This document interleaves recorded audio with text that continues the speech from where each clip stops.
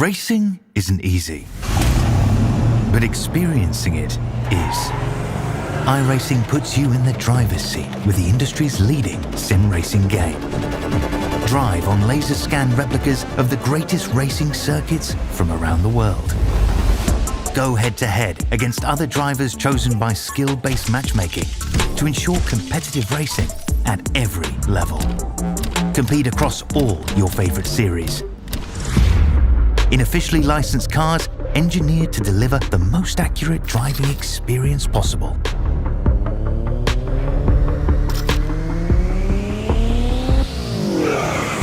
Join a race or host your own with players from across the globe. Race against the computer or in a league with friends. Feel the thrill behind the wheel. Visit iRacing.com.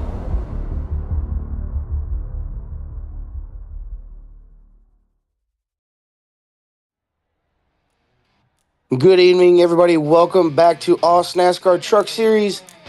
Tonight is Las Vegas. Rolling some dice, getting some racing all the way in at this half-mile racetrack, 1.5 mile racetrack here in the Sin City. With Wes in the broadcast booth with me, alongside Dean up in the broadcast trailer, getting the awesome cameras all the way around in this beautiful virtual Las Vegas Speedway. Wes, good evening out there. Welcome on in. How you feeling? Good evening, mates and mateys. Good morning, Americans.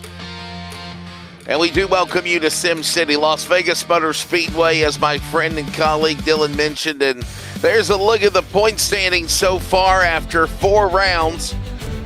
If you're in the red, you're outside the cutoff to the chase. Still plenty of great racing action to go here with the Truck Series presented by CT Electrical, and we're not wasting any time. It's ready to go here in Vegas, Dylan. Okay, get ready to go down the starting grid for tonight's race here at Las Vegas. Starting on the pole is going to be Kute Dow and Zach Kerr on the outside pole. Third position in row number 2 is going to be Lewis Greathead for Vermilion Esports. Keith Hackney running out the top side in 4th position. 5th is going to be the other Vermilion Esports entry, Blaine Densley with Lobs Esports. Brad Newman starting P number 6. 7th place is going to be Nitro's entry, Jason Holdsworth with Nitro Racing's Double D, Dave Douglas starting P8. 9th is going to be Sam Chapman, and running out your top 10 is going to be Josh Micklemore. Flipping on to row number 6, it's going to find Ben Faulkner for Vermilion and Vortex, Scott Rankin. Hopefully he's feeling better, had the flu bug on Tuesday. Tom Freer, Major Tom is ready, and Braden Sagasser is 1-9. Starts in row 7 on the outside. Row number 8, Matt Danson, the Australian NASCAR Champion Series driver of last year. Angus Lawford for Project 36 on the outside. Row 9 will find Aaron Borg and his outside Trent Lavelle, that awesome truck for CT Electrical. Row number 10, Gary Wellman and David Lawler. P number 21 is going to be Aaron Dorman with 22nd is going to be Fitzroy Beaumont. 23rd is going to be Jared Gilbert, and 24th is going to be Ross Armour. 25th and 26th is going to be Troy Davidson and Jamie Davis. 27th and 28th will be Tim Blundell and Joshua Houghton. Running out to top 30 is going to be Andy Barber and Ryan Barber. Knock this rest of the lineup out very quickly, including behind those drivers of Bleakley and Blundell. And then, of course, we go to Ryan Barber, Darren Robb, Brad Wright, Marty Mitchell, Riley Curtis, Mark Fluffy Grocott, and Brandon Chooch Griffiths, along with David Lawler. There is the lineup of 38 trucks ready to come to green. It's go time, Dylan, here in Sim City. Let's do it. Already, you can see the top shelf. West getting a little bit of an early jump on that bottom line. Is everybody going to go too wide, getting up to full song? It's going to be a little bit of a different type of racetrack that we've seen here tonight. A lot of on-throttle action, a lot of drafting going to be coming into play. Brad Newman already trying to make it 3 wide, going into turns number 3 and 4. He's going to stick it in there. 3 wide for the 3rd position. Brad Newman going to be able to take that away nice and easy. Everybody going to go ahead and get kind of settled in, as already Kute Dow takes away lead lap number 1, but the outside still prevailing, but just can't get single file coming to lap number 2. So we're starting here in the opening lap. This track, 1.5 miles, obviously. Look at this now. Brad Newman sneaking down to the inside of Zach Kerr.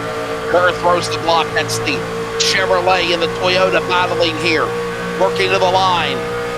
And it's Zach Kerr holding on to that top spot. 2 in as they rumble back to turn 1.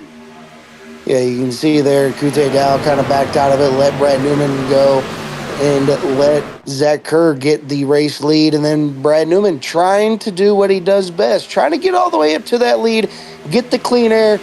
Here in Sin City at Las Vegas, clean air is going to be king, as Kute Dow running a little bit off of the bottom lane, giving enough air to the driver in 4th. And for Vermilion Esports driver, as he's battling on the outside with Josh Micklemore, Double D, Dave Douglas up in front of him, and now Lewis Greathead still trying to get there and get some more positions. Got to find a way to stay in this momentum here right now, as you see Keith Hackney starting to climb his way in the Dodge Ram. They finally do got the logo for the Ram logo.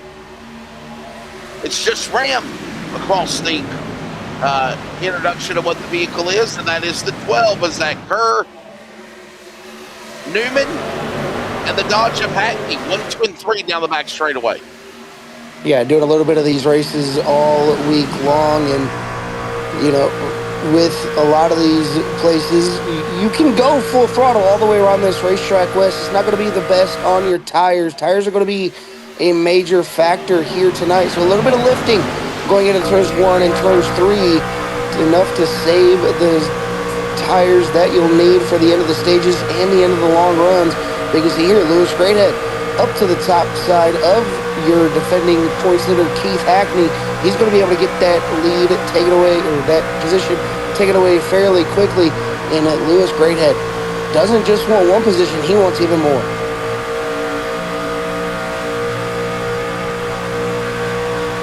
Going Greathead, and look at that. I was going to say, look at that telemetry on Greathead. You can see it on the bottom left of the monitor behind the top 10 scoring picker. Just some of the awesome graphics that our buddy Bigglesdean Hopton has been doing lately. And all the while, Newman up in front. Watching all this going on as they go back into the corners side by side. Things kind of calm here for the opening stage. That'll go to lap number 30. Yeah, a little bit of calmness before the real racing starts to begin. 2 stage breaks in this race before we get to our final stage. A little bit of a side draft there from Braden Sagasser on the number 31 of Josh Micklemore. He's going to be able to get that pass done on the outside, and that's going to be coming into effect later in this run, Wes. The top side is actually going to be the more defensive line than the bottom. If you don't want anybody to get around you, you're going to have a big enough run. You want to run that outside, get around those drivers, and see what positions you can make up on that high side. But we got another pass for the lead. Zach Kerr down to the inside over Brad Newman this early. They're battling super aggressively. Don't want to give up any inches out here on the racetrack. But you seen earlier, about 2 laps ago, Brad Newman had a nice little chunk of a lead that has diminished, and he is bringing the rest of the field with them as Zach Kerr can't get the pass done. He's going to slip right back behind Mr. Brad Newman, coming to lap number 10 out of 30 for stage number 1. Well, that's the key right now, right? I mean, just kind of patience indeed is now the 003, the 1-9 entry. 1-9 Racing, that's Braden Sagasser. He's got Hackney to his inside. By the way, that one-off sponsorship deal with Keith Hackney, me and Miss Piggy have come to an end. And obviously, you're just back to a regular Nitro Racing entry for the number orange and white stick of Keith Hackney. But look at this, side by side, trying to battle with Sagasser as the Ram hanging to the top 5 as they work their way through 10, back to turn 1. Yeah, Kute Dow, our pole sitter here tonight. He's currently sitting P number 6. We're going to follow Keith Hackney, going to go all the way up to the wall, leave a little bit of a hole for Keith Hackney to move up if he needs to. See him there just blipping the throttle just enough, just in case if Keith Hackney wanted that little bit of draft going into turns number 3 and 4. He elected to stay down on the inside and still going to stay right there in 5th position. So Keith Hackney showing a little bit of patience in this early going as the leaders still side by side as Zach Kerr now taking over the race lead. Keith Hackney and Kute Dow so far trying to figure out which positions they want to be in, with Josh Micklemore right behind them. And everybody has single filed out for the most part. A couple battles towards the back of the pack, but I believe everybody has figured out that tires are going to be one thing that they're going to have. They don't want to overuse them this early in stage number 1, but still great racing all the way through this field. What a great job by these guys too, right? We're working 10, 12 laps into it. 38 trucks started this event, and great racing we're seeing here right now in the early going. Top 10, Kerr, Newman, Greathead, Sagasser, Hackney. Top 5, bottom 5. Kute Dow, Micklemore, Dinsley, Lawford, and Faulkner. They rumble through the main straightaway. And there is now the leader of the 12, holding off Newman as they go up the banking to 1. Yeah, down in the banking, you can see how much of a lower line Zach Kerr's running to Brad and Newman. And one thing that I took away from this week running Vegas West was the air blocking that could be a major effect on a lot of these drivers. If a driver goes from the top down to the bottom, the front end of your truck's going to push up towards the outside wall. But now we got a little bit of a 3-wide battle situation back a little bit. But we're going to stay focused on this battle for the race lead because everything's getting a little bit more spicy up towards the front as Brad Newman right on the door of Zach Kerr, going to look to take over the race lead, get clear of him off of turns number 2, and he does. New race leader once again, Brad Newman, up to the top. He's going to keep it up there, give enough air to Zach Kerr's front bumper, and still going to be our race leader coming to take lap number 16 out of the 30 as Keith Hackney all over the back bumper of Lewis Greathead for P number 3. And there's the 112 on the inside. That's Greathead. Hackney looking bottom, looking to the inside now, trying to clear Vermillion's entry. Will he get him? Nitro VE going at it door to door. As we're midway through the first stage, 15 down, 15 to go by. Now you can see there just how much of a run the top is going to get off of the corners.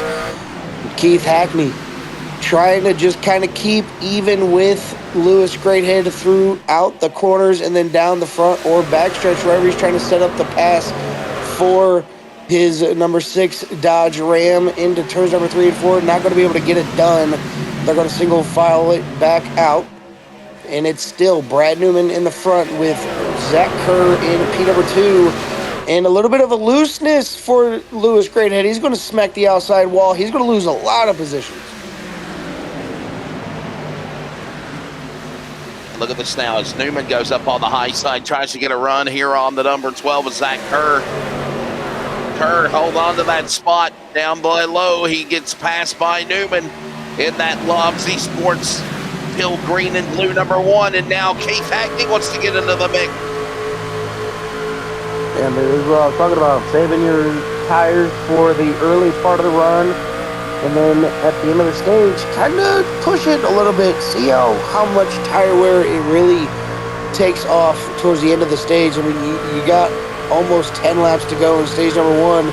I would think now would be the time to push it, see what your truck can or cannot handle, as Keith Hackney looking down to the inside of the number 12. He's going to look for a 2-for-1 into turns number 3 and 4. He's got one of them, Brad Newman, up high. They were 3 wide. Now they're back down to 2 wide. New race leader, 2-for-1 special. He's rolling the dice here in Vegas. Keith Hackney to the race lead.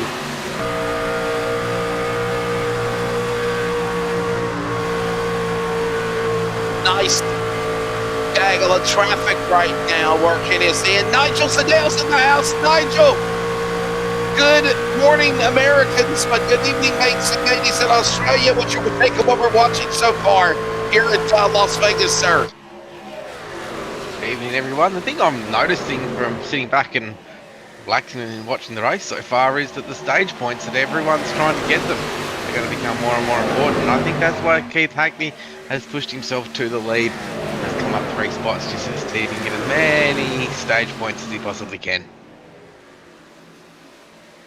With a demanding lead that Keith Hackney has in the regular season, I'd have to say the same exact thing. You know, stage points are definitely going to be most of the battle in itself. Everybody wants to get enough stage points to make sure that they make it all the way in and through. Is a little bit of looseness from Josh Micklemore trying to go down to the inside of Brad Newman, not going to be able to get it done. That's going to open up the door for Kute Dow and Densley, as Josh Micklemore not going to be able to get by Kute Dow. He's going to settle right back inside. He's going to do what he can. He's sitting 5th as of right now on the leaderboard, trying to get those stage points, those all-impressive stage points, as already 8 laps to go in stage number 1. And Keith Hackney, still your race leader. Zach Kerr in 2nd. Brad Newman kind of fell off just a little bit, sitting in 3rd, with Kute Dow in 4th. And then you got Josh Micklemore rounding out your top 5. But Zach Kerr all over the back bumper of that number 6. He's going to look down to the inside now of Keith Hackney. Keith Hackney going to run the top. Going to see if the bottom is going to be able to prevail coming out of turns number 3 and 4, as Keith Hackney kind of running on the outside of that door of Zach Kerr. Not going to be able to get the pass done. Notice that little wiggle there just a moment ago by Keith Hackney as he fought for the P1 position. Falling back now, Zach Kerr, his Toyota now losing ground. Open the door to the Chevrolet of Brad Newman up top side, Josh Micklemore. He'll follow along, but right now, it's the new Dodge Ram. Get chassis for Nitro. Keith Hackney leading them again off 4 as we close in on 6 to go. It's stage 1 at Vegas. Yeah, now Kute Dow and P number 4 had a look down to the inside on Brad and Newman. Not able to capitalize on it. He got a little bit tight going into turns number 3 and 4, had to back out of it. He's going to sit calmly in 4th position. And now we're going to look on the onboard of Zach Kerr in the Vermilion Esports number 12, down to the inside on Keith Hackney. Look how close, door to door, they're going to be. Keith Hackney using that outside lane to his advantage. Side draft all the way through the corners. Keith Hackney still going to prevail with the race lead, and Brad Newman is back in it. We're going to be 3 wide going into turn number 1. Are we going to see another 2 for 1? Keith Hackney going to back out of it just a little bit. Zach Kerr through the middle. He's going to take over the top spot. Back up to 2 wide. As Zach Kerr gets a little bit touched, but they're still going to be 2 wide. Zach Kerr going to hold on to the race lead. And Keith Hackney. Well, I tell you what, Nigel, that was probably the most intense racing we've seen so far. For the most part, everybody has been doing a really, really good job here as we close in on 4 to go in stage 1. They have. It's a good little battle up the front for these stage points, but don't everyone forget, though, the lap that Kute Dow done to put that thing on pole tonight. I think that's his first pole position for the year, or even in the series. Oh, so Kute Dow showing a little bit of persistence getting his pole here tonight. I believe Keith Hackney has a little bit of damage on that right rear quarter panel on that number 6 machine. Going to be driving just a little bit differently here tonight, but here comes Blaine Densley down to the inside. He's going to take over P number 3 off of Brad Newman. And Kute Dow, if he can get the pass made, he cannot. As Brad Newman and Kute Dow both run on the outside, they're both going to be able to get the run. Kute Dow going to go ahead and back out of it, give him enough room, and power through turns number 3 and 4. Still going to be side by side for the number 27 entry. And number 1. 2 laps to go. As right now, Zach Kerr fighting his way back to the top spot. Here comes the Ramdo. Keith Hackney from Calhoun, Georgia, working back to the inside. Can he clear him? Not yet, though. Working into turn 3. Here we come. Dylan, 1 to go. What a very fast stage to start things here in Sim City. Yeah, vast stage as well. As no cautions this stage until we get the last lap here. I'm going to bring all the drivers back together, go down into pit lane and get some fresh tires. as Keith down to the inside once again, going to see if he can get it done. Not going to be able to.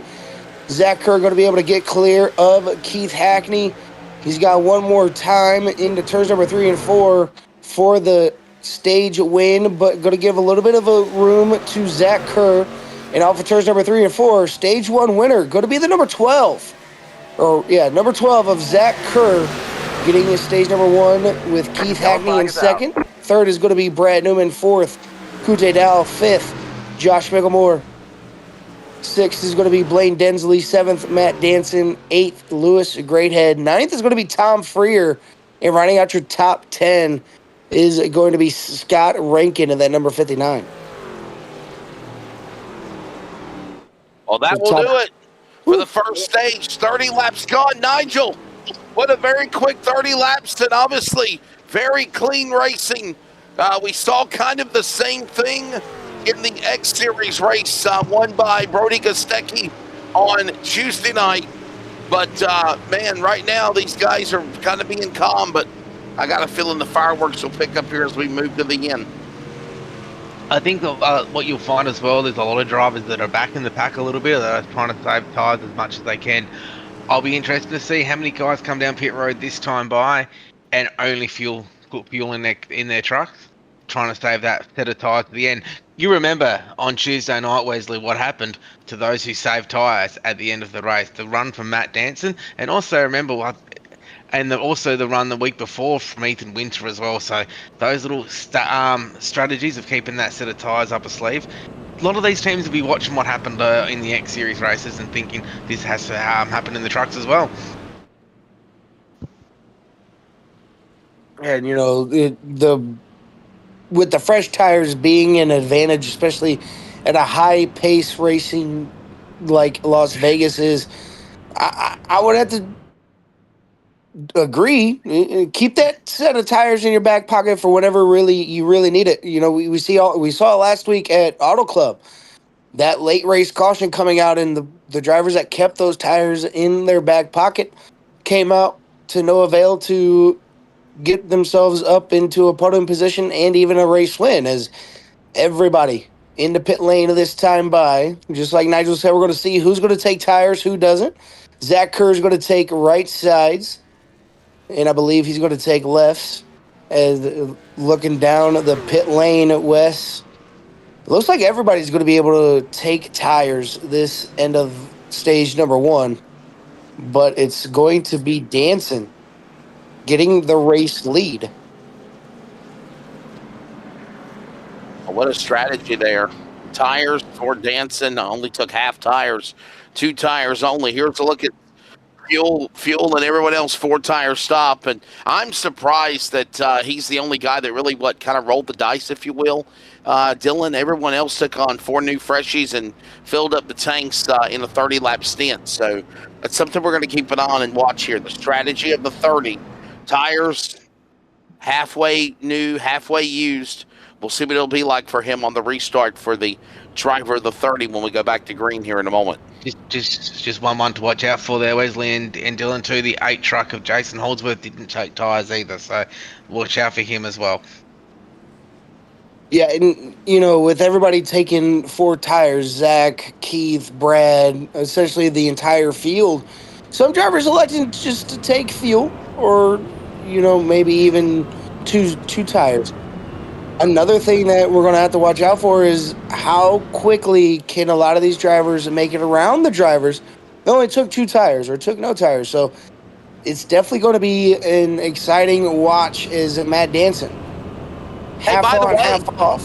Speaking of Dylan, speaking of the driver, Matthew Danson, if anybody goes to Motorsport Australia on social media, big props to Matthew Danson. He was given an award from Motorsport Australia, obviously recognizing him as the Australian NASCAR Championship winner.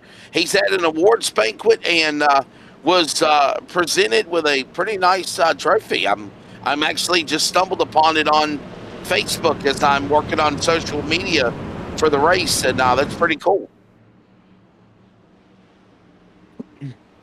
That is indeed very, very nice to get an award and have the banquet and get to see everybody they get on the computer and race with. As Pace Truck going to go down into pit lane for their first restart of the night. Matt Danson, Zach Kerr going to lead us back to the green flag in the restart zone. We're back to racing. Matt Danson gets a great launch on that inside. He's going to be able to get past, cleared of the number 12 machine. And then you got Keith Hackney right behind Zach Kerr in the number 6 machine. And they're going to be side by side for everybody else. And here they come. Matt Danson going to keep it down on the inside. Those new tires working their magic. Already up, down 2 positions. He's going to sit down in P number 3, but going to see if it's going to be even more as everybody, the entire field, going to be side by side. Kute Dow thought about possibly making it 3 wide, but backed out of that deal with a truck on half used and half new tires. He's going to stick it up there 3 wide across turns number 3 and 4, 1 and 2, as we got our first caution of the race. Yellow flag is out. We're under caution for the second time, but the first for an on-track accident. Looks like the Project 36 car of Brendan Griffiths, I think, and the 23's involved. Oh, Chooch. Poor Chooch. Here's a replay presented by CT Electrical. Watch this here, Dylan.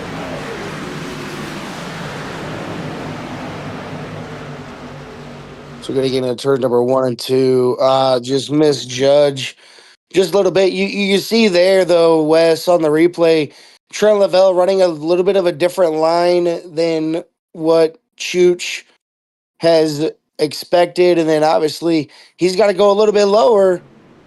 And then the driver behind Brandon Chooch just didn't check up just in time. Luckily for a lot of these drivers, everybody was able to miss it. He didn't completely 360 it. But it's just a little bit of contact that's going to send the number 36 around. You can see there Trey Lavelle not running all the way up near the wall. And already a little bit of a tightness game going on in turns number 1 and 2. A little bit of a slide. Everybody going to be able to miss. Dave Douglas avoiding the chaos. And there it is. Everybody stumbling on in. They're going to be 4 wide as the caution came out. Now, the question is anybody going to be coming down to the pit lane? Nigel, I don't think we're going to see anybody pit here with a caution early going here to the beginning stage 2. I don't think you'll see anyone come down pit lane. You'll see Matt Danson's. His tyres hasn't fallen off as much as what I would have thought. He's holding his line in 4th even after 3 to 4 laps. I thought he would have dropped further into the field. Jason Holdsworth, the other guy that didn't take tyres, he is still in the top 15 as well. So those are the 2 to look out for. And just remember, that later on in the run, we'll probably be thinking about these things later on in the race as well. Is everybody going to be single file getting ready to get the lineup set once again? Want to thank CT Electrical for coming on board this season for the Truck Series here on a Thursday nights. Want to give a big shout out to Trent Lavelle for having the truck as well. That beautiful lightning bolt truck number 67 of Trent Lavelle. Want to thank him for everything that he's done with CT Electrical in bringing it into the series. And everybody getting ready to get into it. I'm going to see where Zach Kerr elects to go. Top shelf, bottom shelf to get the restart of the night, as we get a nice little beautiful look at that CT Electrical number 67 of Trent Lavelle. A nice looking race truck, that Chevrolet entry, and obviously good solid run for him as the Australian NASCAR Trucks Series presented by CT Electrical roll on. There have been 3 different winners in the 4 races up until tonight. Keith Hackney, of course, won double down at Daytona and Echo Park. And then we saw Griffin Gardner win at Long Beach in the street course. And then Auto Club last week saw Dave Olgenzak, Dave O from South Carolina, finally break through and pick up his first win of the season right now. Vegas, Darlington coming up next week. Talladega, Rockingham, just some of the races on the schedule. There's the point standings. You just got a glimpse of those. And remember, Nigel, if you're outside the top 12, that's the cutoff line to making the chase. You still got plenty of time to do so. But remember, no more of this win and you're in. No more of this. Win races and you transfer. A really new format, but I'm really liking the strategy of needing the points to be able to make it. It looks like Team Nitro right now leads the way with 3 of the, well, actually 4 in the top 12. Right there, Wesley, and the tracks coming up aren't going to be easy either. There's plenty of tough tracks. Darlington's probably the worst one. There's going to be cause a lot of carnage there. Really only one lane to work with. Green. Back to green. Back to green indeed. Zach Kerr going to take down to the inside. He's going to get a better launch than Keith Hagney. Keith Hagney not getting the launch that he wanted up on that high side. He's going to allow Brad Newman to get on around as they're looking to make it 3 wide. Matt Danson up on the outside. Blaine Dinsley in the middle. And here's where it's going to be a little bit of hectic. You got Matt Danson with a little bit older tires. He's going to take it all the way up by the outside wall. Going to be 3 wide. He's going to go ahead and drop a couple positions. He's going to be as respectful as he can be. And you can just see the speed difference, Wes, on 4 tires versus 2 or even 4 tires versus none is Blaine Dinsley. Hard on the outside wall. Going to give it a little bit of a pancake as he goes down in turns number 1 and 2. Doesn't look to be affecting the truck on that right side. No damage visually that I can see up here in the booth. He's going to go ahead and keep that number 27 rolling as he's on the outside of Tom Freer, battling to stay in the top 10. Blaine Dinsley right there in the Yellow. engineering entry. We got a caution. Another yellow flag is out. Got a couple of trucks involved as Lawler is caught up in it, and so is Aaron Dorman. Front straightaway below start finish, lap 42. Yellow flag number 3 is out here. Yeah, a little bit quick yellows back to back. Going to go ahead and get a replay brought to you by CT Electrical. David Lawler, hit the wall, comes off of the wall, hits Aaron Dorman, nosed it.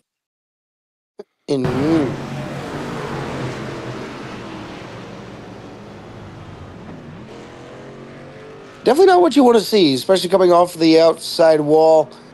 And I don't know about you guys, but when you're running that outside, that wall sneaks up pretty quickly as we get another chopper camera of David Lawler and that number 136 up there on the outside. He's going to just tap the wall just a little bit, but it looks like Aaron Dorman kind of moved up just a little bit. And if it was that case, that could be the arrow that I was telling you about earlier in this race.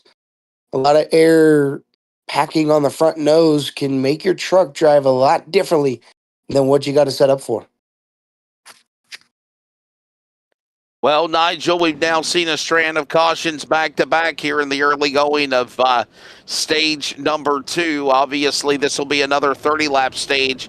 And there's the race recap so far, 42 of 134 laps. By the way, this is 200 miles tonight. This is the equivalent of what the Truck Series normally runs here at Vegas. Same laps, same distance. Zach Kerr leads the way, 3 cautions for 7 laps. And obviously, we got to get through stage 2, another 30-lapper. But then I believe, Nigel, the strategy will begin for that 74-lap push in that 3rd and final stage with adding on at least 1 stop of green flag pit stops. I got a feeling we'll see before we decide the finish of the race here in stage 3. Well, I would have thought some strategy call. Those guys that are down the back of the field would have been a good time for them to go down pit road, fill their cars up with fuel. So then when the next caution for the stage break comes, they'll be able to put some new tyres on that car, and then a little bit longer in the run as well. So that extra probably 13 to 14 laps could become very important later on in the run.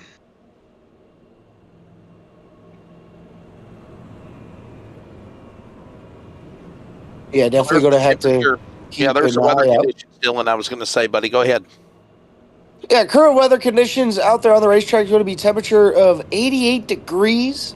Wind's going to be 13 mile an hour in the northeast. Partly cloudy.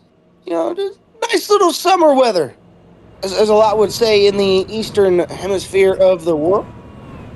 As with the coldness, you get a little bit of the summer heat along these tires here in Vegas. But everybody still rolling the dice, trying to see what their truck can and don't want to do.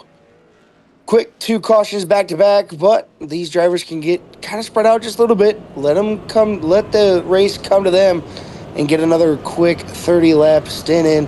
And then we got the long stage, 74 laps. That's where the tires are going to be coming into play. And then green flag pit stops, which we have seen a lot of this year. I haven't really got any other pit stops under caution other than stage breaks. As Brad Newman back up to the outside into P2 with Zach Kerr leading. Keith Hackney and Kute Dow, both nitro entries in 3rd and 4th. Micklemore and Lewis Greathead going to round out your top 6. As there's a lot of different teams out here in the top 10. You got Lobs, you have Vermilion, you got Nitro. I can see a Project 36 entry. You got Simboy. I mean, just all the teams that have come out and been able to put themselves in a top 10 position where they need to be. You're seeing everybody up here, different teams trying to get those stage points. Sim City indeed, ready to pull the trigger as we get ready to turn the mic loose again for the Australian NASCAR Truck Series, presented by CT Electrical. Still plenty to go. Back inside the Echo Park Automotive restart zone, and we're backing away. Zach Kerr, great launch as he gets back up through the gearbox. It's back to full song. Will be the 12 up the banking, heading to turn 1. You can see there Keith Hackney giving a little bit of a push to that number 1 of Brad Newman. Up into turns number 3 and 4 for another time. He's going to look down to the inside. New race leader possibly going to be the number 1 of Brad Newman. He's going to try to get it done, but Zach Kerr says, nah, not going to happen that easy. He's going to use that outside lane to his advantage. We're a little bit 3 wide towards the back. They got to settle back down into 2 wide. Is everybody filing back down into turns number 1 and 2. These top two doing a little bit of a disco tango with each other, and Keith Hackney's kind of just watching it from the back as 3 wide again, getting around to Matt Danson. As everybody behind these race leaders is seeing that, Wes, and just be like, hey, you know what? Maybe I want to save my stuff for the last little bit of the run. Let these 2 go away and see what ends up happening. Coming around to take the white flag at stage number 2 is 3 wide. The Synergy team of Tom Freer going to be able to get that 2-for-1 special with Lewis Greathead looking down on the rebuttal for the pass, as Tom Freer now up on the outside with Lewis Greathead down on the inside. They got 3 wide for just a moment. Now Kute down protects that high line. Drops down to the inside now as he's got a big sandwich of traffic up on the middle lane with Greathead and others behind him. Micklemore starting to climb into the space. Well, I'll tell you what, Nigel, it seems like these guys are really aggressive here in stage number 2. They are aggressive at the moment. And also remember, our Rookie of the Year last year, Kute Dow. Look at him up the front there, inside the top 6 there at the moment in the 55 end truck, getting in amongst the big boys up the front. What a great little result so far for Kute Dow.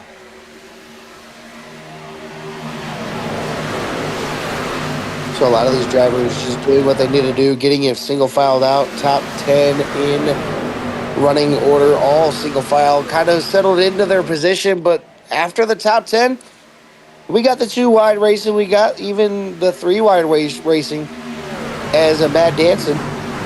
He's going to fall back even further. So now we've seen it. 2 tires are not better than 4, especially at the start of the run. As a little bit of looseness from that driver is looking on board with Blaine Densley. As he's going to try to make his way back up towards the front, right behind the number 1-6 of James Houghton. Is that Fitzroy Beaumont? Excuse me. Trying to get that driver up there is Kute Dow. Still running that outside, Nigel and Wes. A little bit different strategy for a lot of these drivers, running the outside close to the bottom, and possibly going to have another 3-wide situation going into turns number 1 and 2. Keep him out of there. Mickelmore starting to try to climb back up out of the top 5 for Nitro. He's down on that inside of that Synergy Tom Freer machine. And look at this, Major Tom ground control here in Sim City on the Dallas straightaway to the 41. He feels it. Got a good run going for him right now. As we already, Nigel, are in remaining in stage 2. I got a feeling this final stage is going to be when the fireworks really start here in Vegas. I believe it will be. Zach Kerr still putting some decent times in. He's still one of the quickest cars on track. The other one to watch out for at the moment, the second fastest car on track, is that of Fitzroy Beaumont and Scott Rankin as well. So those Pavilion Team Conti cars are very fast tonight, and the Vortex ones of Scott Rankin as well. Down to the inside once again goes Keith Hackney, trying to get the race for P number 2 under his hands. Not going to be able to get the pass done, but going to stay along the side of the number 1 of Brad Newman. He's going to ship it down into turn number 1 and 2. He's going to be able to get clear by a little bit. He's going to be sitting up for second position now. Brad Newman going to stay right up on that back bumper. Not going to look to take over that position once again. Brad Newman running up a little bit higher than Keith Hackney. Keith Hackney all the way down on that white line. He's going to be able to pull away from Brad Newman for a little bit, trying to set his sights on Zach Kerr to see if he just can't get another stage win with 6 laps to go in stage number 2. And look at the 12 of Zach Kerr, right? He's been up there all night long in contention with these guys, but so is Hackney and Newman. As we got contact, couple of trucks scatter in the back straightaway. Dropping down to the inside, that's the one I wanted, Sam Chapman. Another one of those Project 36 trucks. They almost got together. They roll and look out! Newman and Mickelmore crash and start finish line. Great head involved. And this will trigger a caution now, Dylan. 4th yellow flag with under 5 to go in stage 2.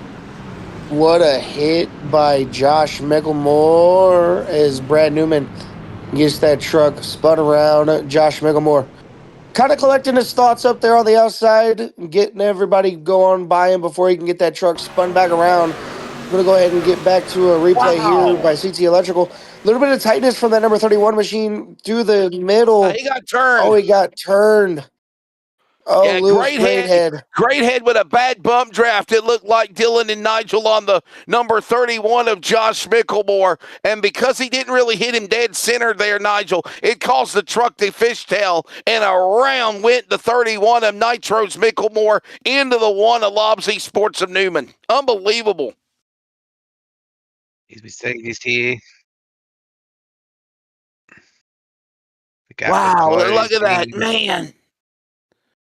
Tom Freer just barely squeezed by that accident, guys. Yeah, that is definitely huge on the nose for Josh Mickelmore. And then Brad Newman getting involved as well. And just a miscalculation by the number 112, trying to just do a little bit of side draft.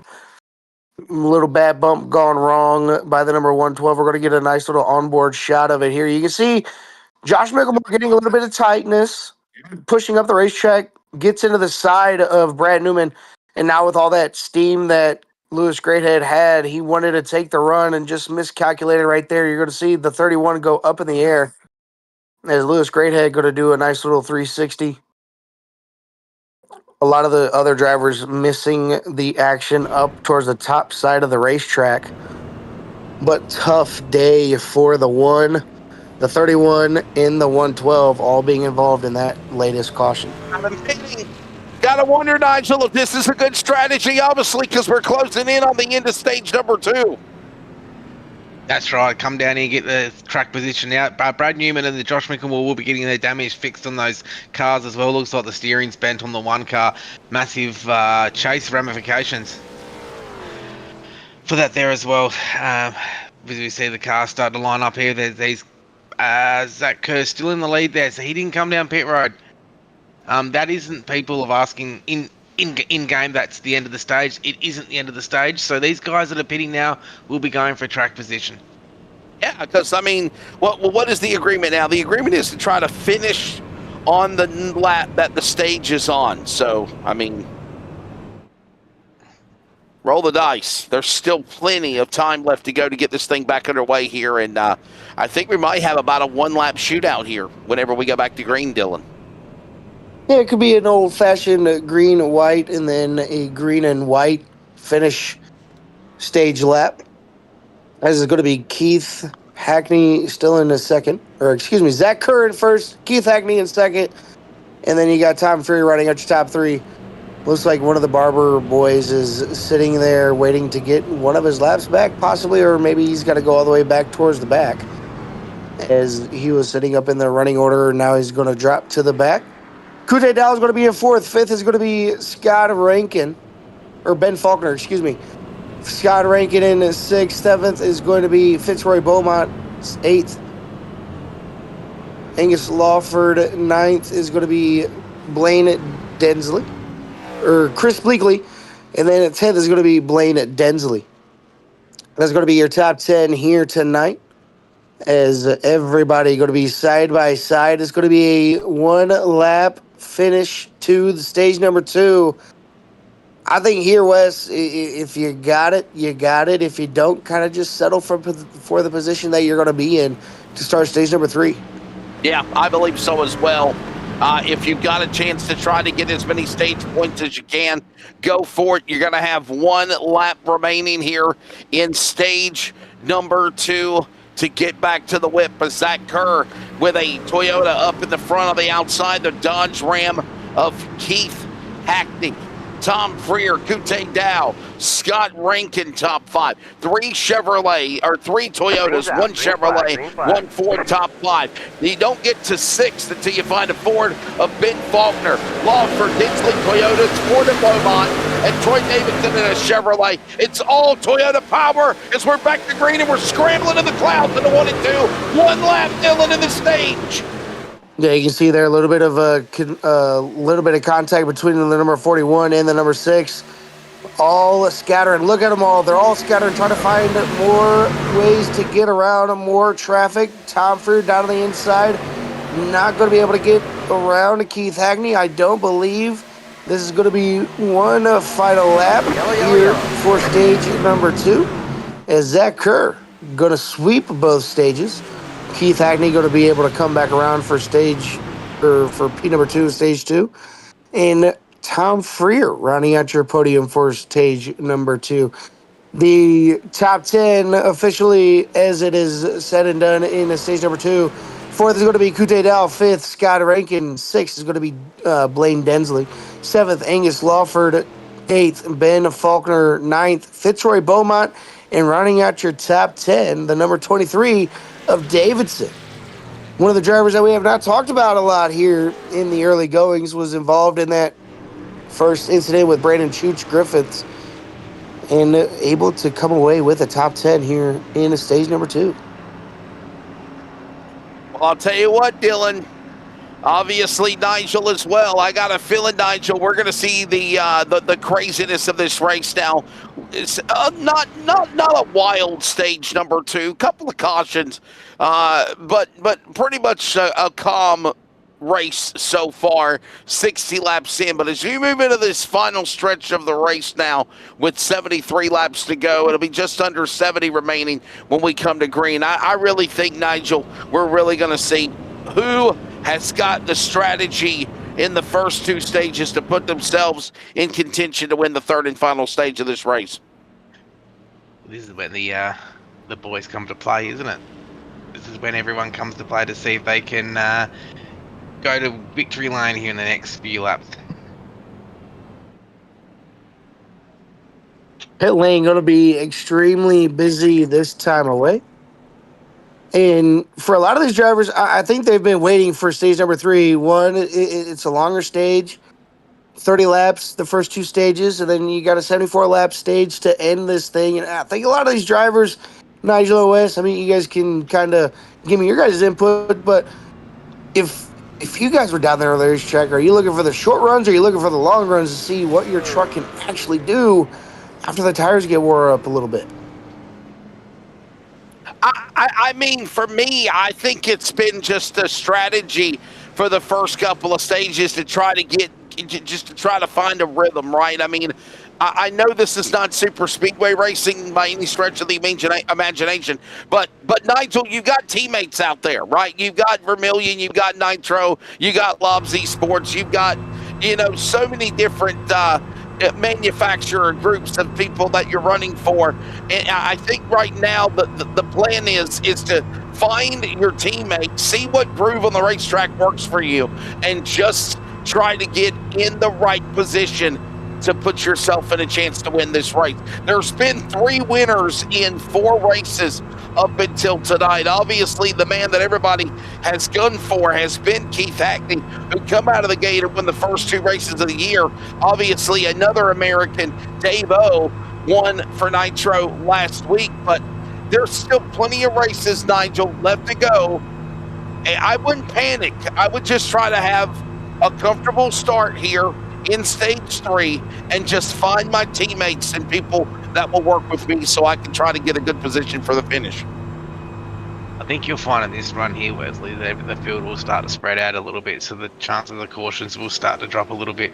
I'd say the first 10 to 12 trucks might stay together, but as the field gets further and further spread out, the chance for caution will start to be less and less. So these are little things that we'll have to start to consider as well, because there is a couple of drivers in there. Matt Danson's one, and Jason Holdsworth is the others that still have a spare set of tyres on the rest of the field.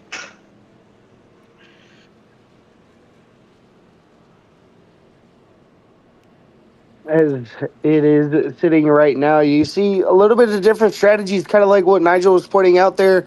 The top guys, as of right now, sitting up there with Braden Sagasser and Jamie Davis and Houghton, all have that spare set of tires for stage number 3.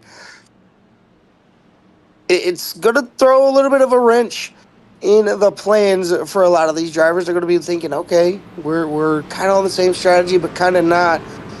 It's all going to come down here to this final stage. Who's going to roll the dice? Who's going to walk away a Las Vegas winner? That and more, 74 laps away, is Braden Sagasser. Braden Sagasser gets the early jump on Jamie Davis.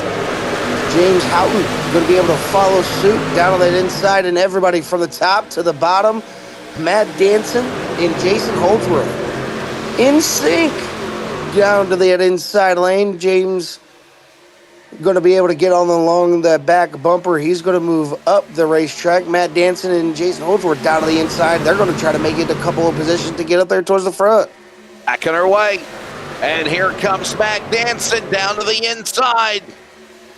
Works his way through the cloud cover.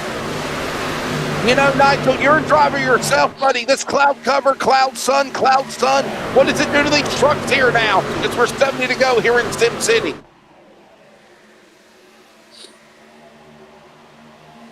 Okay, maybe Nigel's gone. Back straightaway, Danson, Holdsworth now. They're battling 1 and 2. As Aaron Borg is up there on the 3rd spot to the inside, Dylan, as they work off 4. Yeah, it's another name that we haven't really been able to talk about here tonight, as he's been a silent person. But right behind Aaron Borg, we're going to be 3 wide down in turn number 1 and 2. Zach Kerr through the middle. He's going to be able to get around the number, I believe that was 203 or 003 of Braden Sagasser. He's going to be able to get around that 1-9 entry. He's going to be able to look up on the top shelf of Aaron Borg and Jason Holdsworth. He's going to put it again a 3 wide. Zach Kerr wants no part of it. He wants to get that race lead back as Matt Danson with the race lead. Jason Holdsworth and Aaron Borg get together a little bit. And Jason Holdsworth says, yeah, you know what? Go ahead and have it. I don't want to fight you that hard for it. And there it is. Zach Kerr back up to P number 2. Dylan, I don't think there's really a need to panic right now, right? And I think that's why he gave up that position. He's not going to find him for that spot. If I'm in the lead right now and I got somebody that wants to use up their tire, use up their equipment deployed by me, go ahead and do it. There's still plenty of time left to go in this race. It's all strategy right now from here. Zach Kerr brings that truck back to the front, Toyota back to the lead to the back straightaway, down that Nellis straightaway. Yeah, you know that's definitely the racer inside of a lot of these drivers. You know, Zach Kerr goes from whatever position he was in all the way up to the race lead with ease. He put himself on the outside where nobody else is going to be at. He's going to get up to the race lead where everybody else is kind of taking their time. They're like, you know what?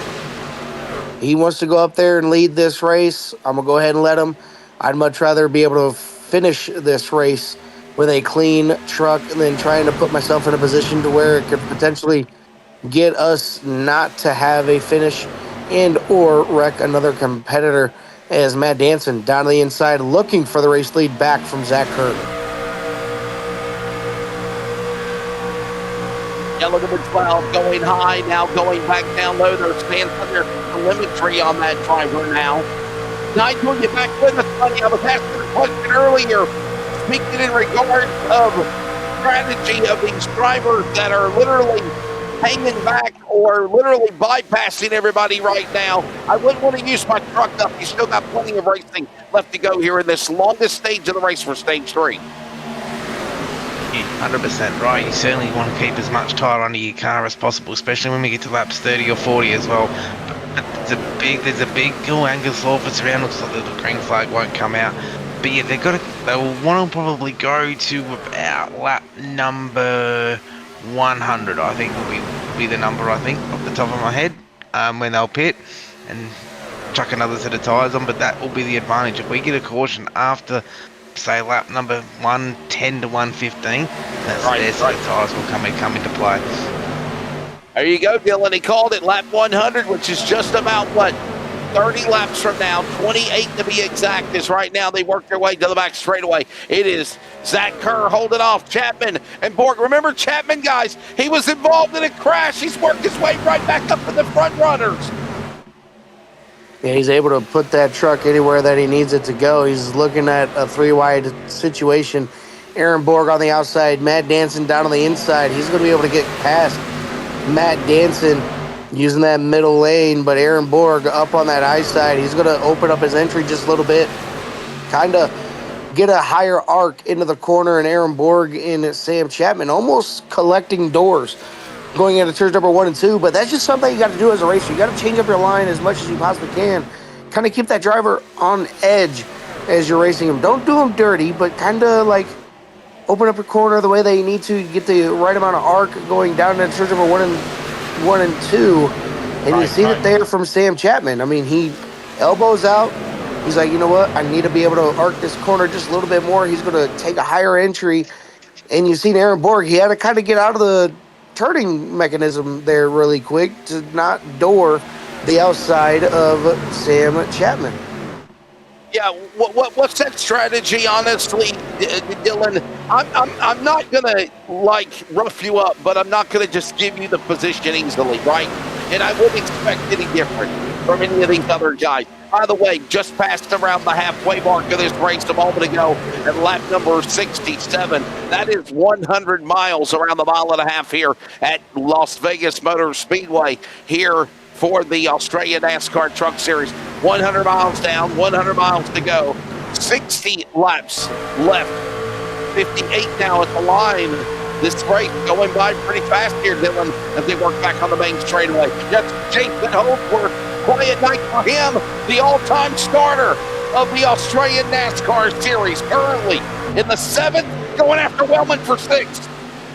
Yeah, you see there, Jason Holdsworth kind of keeping it quiet, running around in the 6th to 7th position.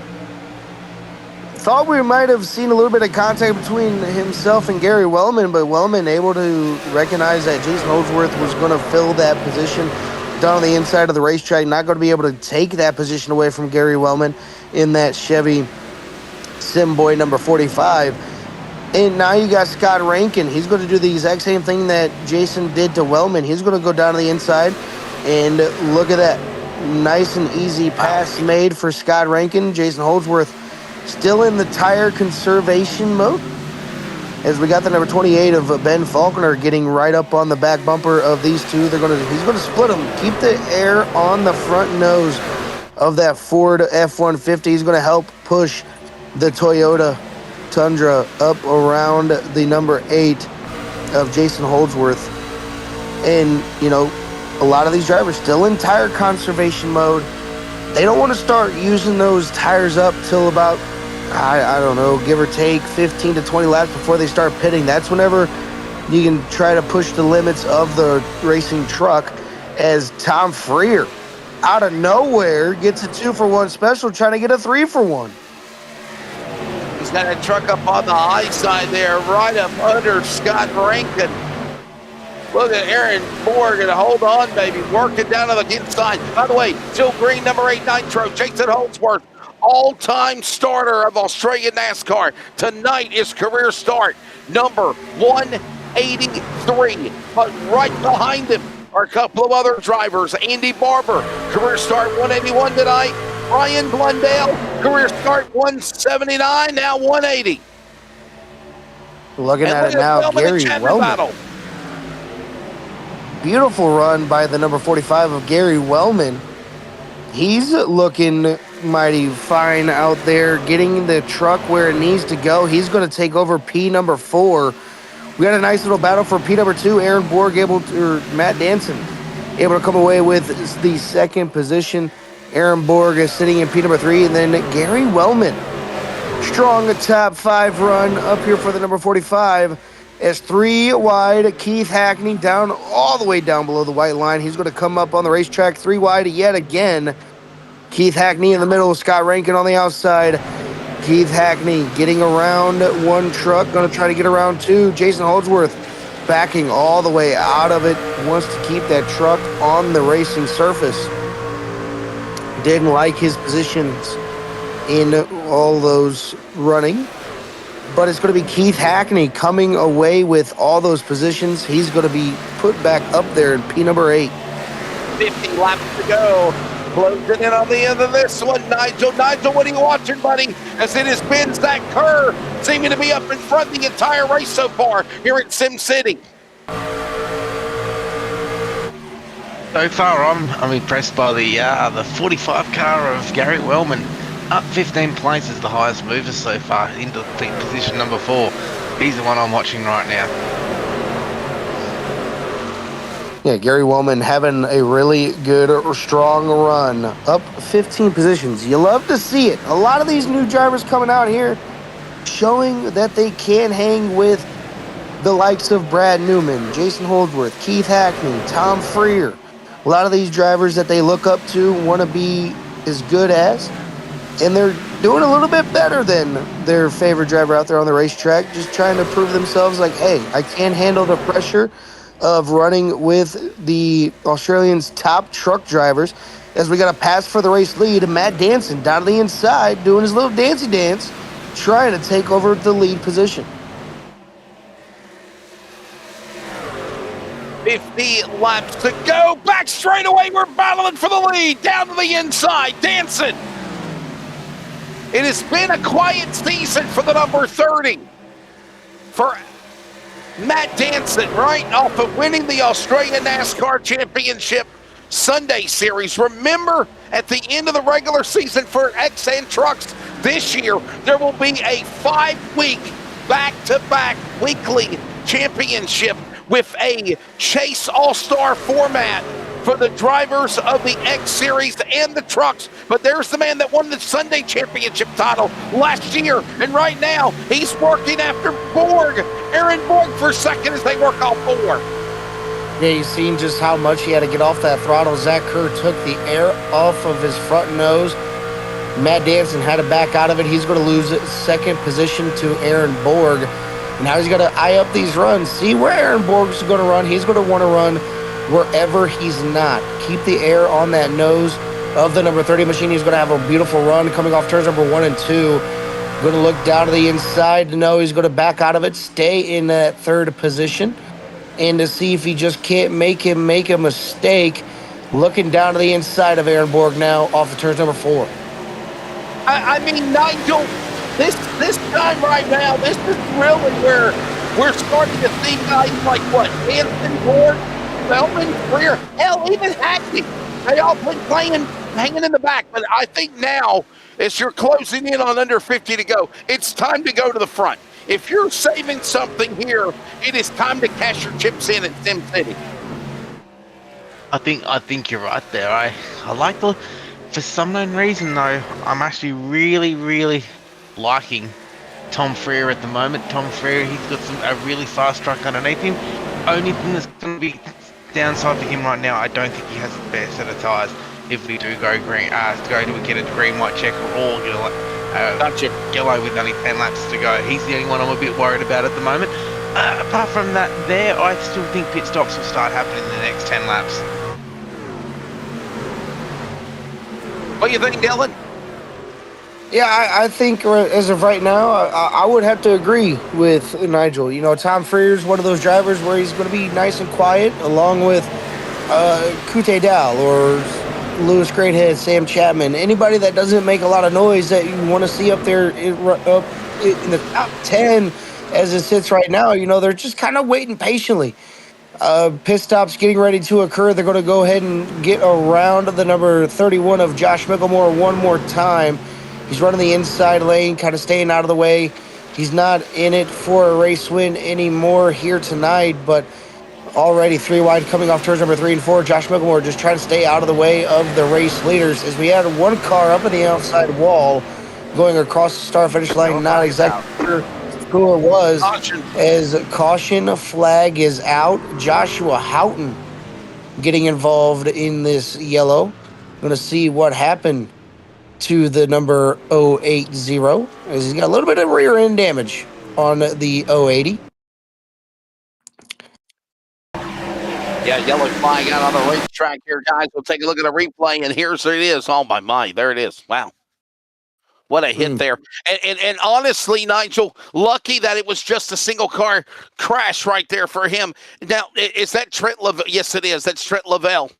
Lavelle might have kind of helped give an assist to Houghton coming off the corner, hit him in the back on the, and look at this. Everybody scatters. Look at them all moving down to the inside as quickly as they could. Dave Douglas, Riley Curtis, and more to make it just be a one-truck accident. It looked like to me, Wesley, was that the 080 hit the wall. I think they then hit the wall first, then came down into Trent Lavelle. That's the way I saw it on mine. I could be wrong, but yeah, a little bit of looseness from the number 080. Yeah, he tagged the wall there. Yep. Oh boy.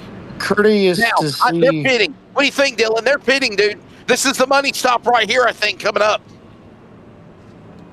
Yeah, you can push it about 40 laps on a tank of fuel, but it's going to be the tires that's going to play bigger roles in all of this race. Is everybody going to go down in a pit lane and get their service done? They're going to be able to make it through the rest of this race. On fuel, it's just going to be the tire management for the last a little over 50 laps to go. Yeah, almost 50 laps to go. 42, excuse me, sorry. 42 laps to go here in this race. And, you know, again, tires are going to mean a lot of time in here as Tom Freer going to be able to get around as Zach Kerr off of pit road. So this is going to shake up a lot of things coming to the green flag once we go back racing at Las Vegas. Ready to get it started again. 7 come 11. She could be mine. We'll watch and see what happens. As obviously we are closing in on lap 106 cautions so far in this race for 17 laps. There's been 9 lead changes amongst the drivers up in the front. And now Brad Wright having the opportunity to lead this race after pit stops. There is the orange and black number 19. Tom Freer back to second. Zach Kerr to third. And we'll keep an eye on all of these drivers now. It looks like Brad Newman is actually, I think he's going to try to take the wave around here when we come back to 1 to go. We'll find out to get back in this race here. Let's see. Yeah, and it's just Josh Micklemore only.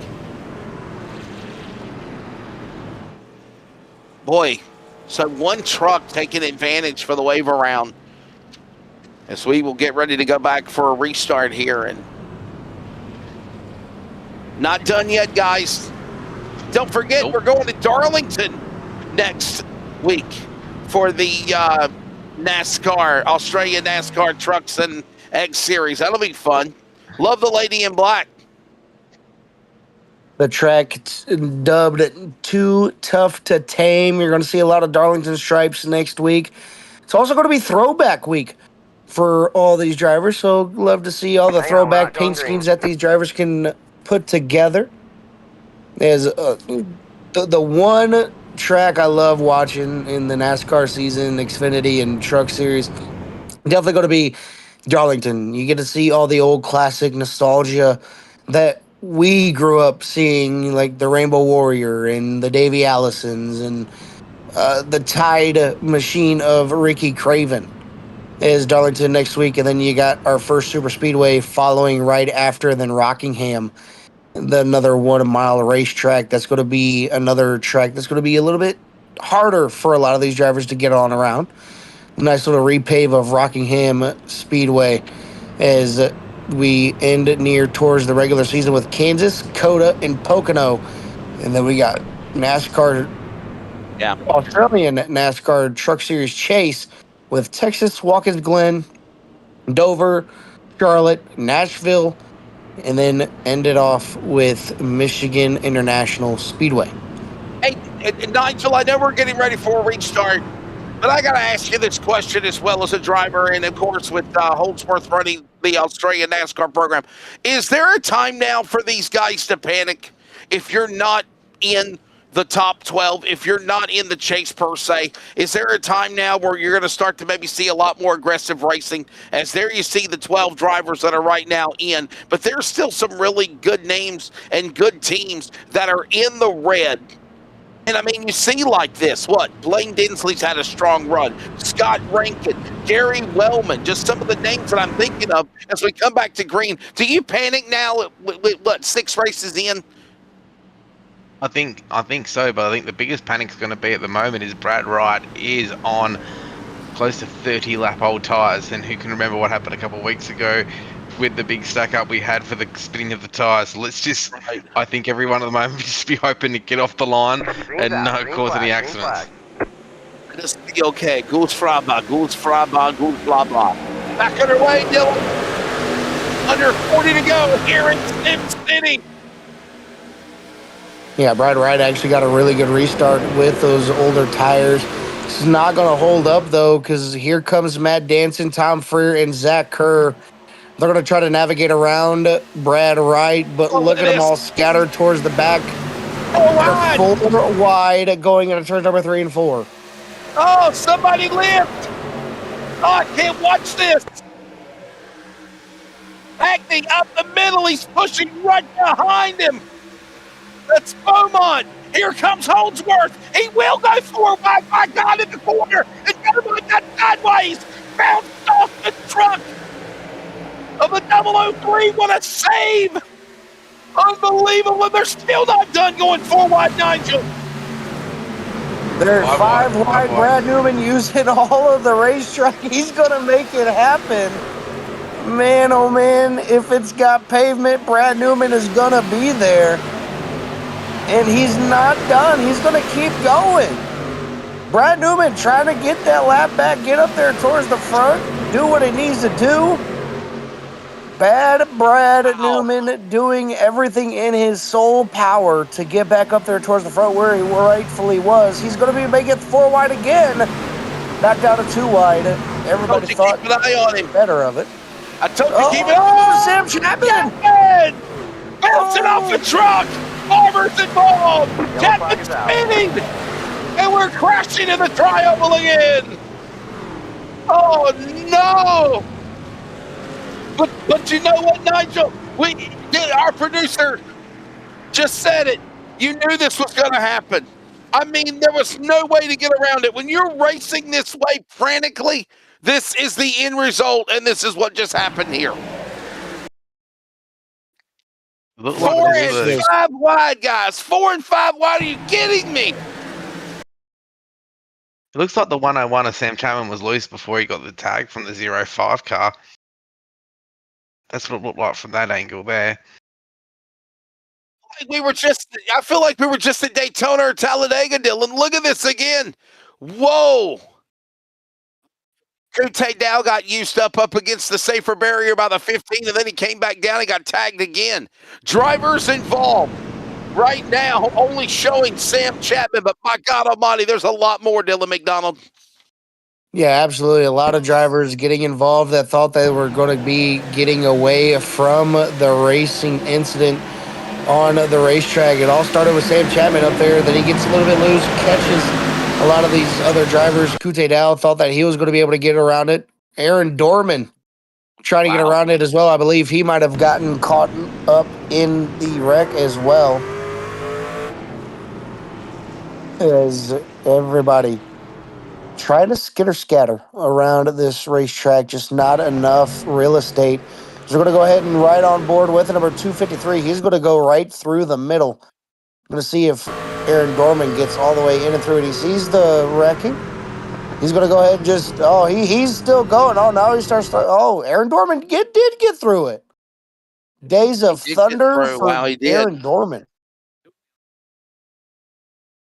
I mean, we're seeing Kute Dow. He got hit. I know the 15 got involved as well. That is the driver of the number 15 of, oh my goodness. I think it's Darren Robb, I believe. Watch this. There he is. Yeah, there's Darren Robb. And then the Kute Dow comes back down. He got tagged again from the back. And keep an eye on the 15 of Darren Robb. I think he got tagged 2 or 3 times after bouncing off the wall. Needless to say, Dylan, this was the big one of the race so far. But you know what? You're going to get this night when you're going 4 and 5 wide. Oh! Everything's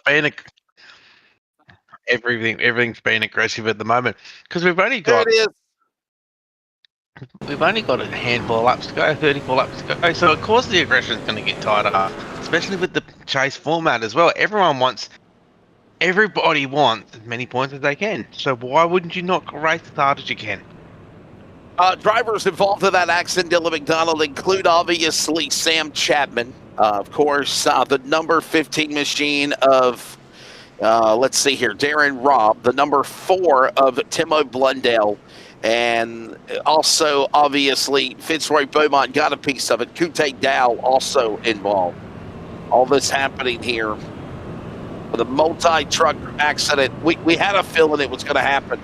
But you know what? These guys stop, pause, crash, reset, get ready to go right back to the whip, and we are at the home stretch of this thing with 33 to go. 32 remaining. The lights are off. Dylan, we're coming back to green, brother.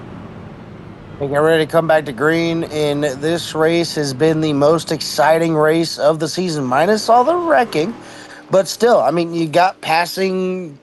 I didn't think we'd ever see 5 wide at Las Vegas, but Brad Newman never ceases to impress.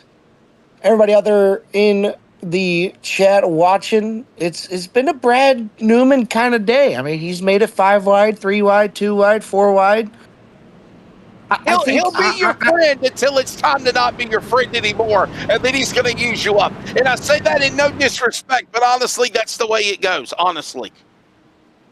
Yeah, you know, everybody's going to be friends until that final lap, as he is trying to get some race wins locked under his belt, trying to get another championship locked up. But pace truck making the hard left turn into pit lane is going to be Zach Kerr, Matt Danson, leading us back to the green flag. Green is out once again as Zach Kerr getting a really good restart down to that inside. He's going to be able to get clear of Matt Danson. Aaron Borg is going to be side by side with the number 30 machine, Tom Freer. A little bit of a gap. That's going to allow Danson to drop down to the inside. Gary Wellman and Tom Freer now side by side. And then you got, it looks like, Keith Hackney and Jason Holdsworth going to be side by side, and once again going down into turns number 2, 3, and 4. Got used up the last time. Let's see what goes on this time as they work their way. Oh my God, we're going 4 wide again.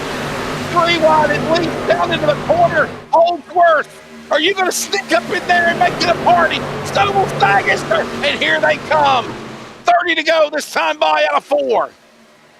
Yeah, everybody's starting to run out of chips as it sits right now. Everybody rolling the dice, hopefully to get lucky, get all those positions where they need to get them. Gary Wellman stuck in a sandwich. He's going to be up on that outside now. He's going to be able to make some passes. Now he's looking down to the inside, trying to make some headroom to get back up there towards the front. It's always when you don't want to be around the mess, you're going to find yourself in the mess. But it's all Zach Kerr with the race lead, Matt Danson in second, and then you got Aaron Borg rounding out your top 3. Keith Hackney making his way back up to 4th position. Nigel, ready to roll, buddy? 30 to go. I mean, this is kind of like stage 1 and 2 all over again. 100% it is. As I was saying earlier, Danson and Holdsworth are in good positions with that spare set of tyres up their sleeves. That Kerr is super fast tonight, though. That truck is dialed in. He would be one of the favourites to win at this day's green, but Aaron Borg as well. He's now up 14 positions. He's got to pass to the lead. Inside here comes Danson. Danson on the bottom, got Zach Kerr up top. Boy, he's got help. The shaky Danson. The Danson. Here he comes, working on the high side. Cue up the BGs for the man Danson. He's going to go to the lead, but Kerr powers back on the bottom. Ground control, Major Tom. He's looking for P1 out of 4, Dylan. Yeah, looking to make it up into P number 1. Matt Danson not going to be able to get there. As it sits right now, he's still going to be sitting in P number 2, but the guy that they need to get around is in that number 1 position. That's going to be Zach Kerr. They're trying to do everything they possibly can to get around him, just not able to make the passes work. As Aaron Borg going to go ahead and back up just a little bit off of Matt Danson, give him a little bit of room, see what these 2 drivers are going to do. And right now, Aaron Borg is in that catbird seat. He's right in the right position. These 2 get to battling. That could open up the door for Aaron Borg to sneak on around both of them and snag a race win. Going after it, gunning it, getting it, and Kerr goes to the lead. Kerr and Danson fighting back and forth. And now look at this, Dylan. 25 remaining. Aaron Borg now makes it a 3-dog fight for the top spot. Look at Sagister trying to get back into the fray and join the trio, and then there's a storm brewing behind them.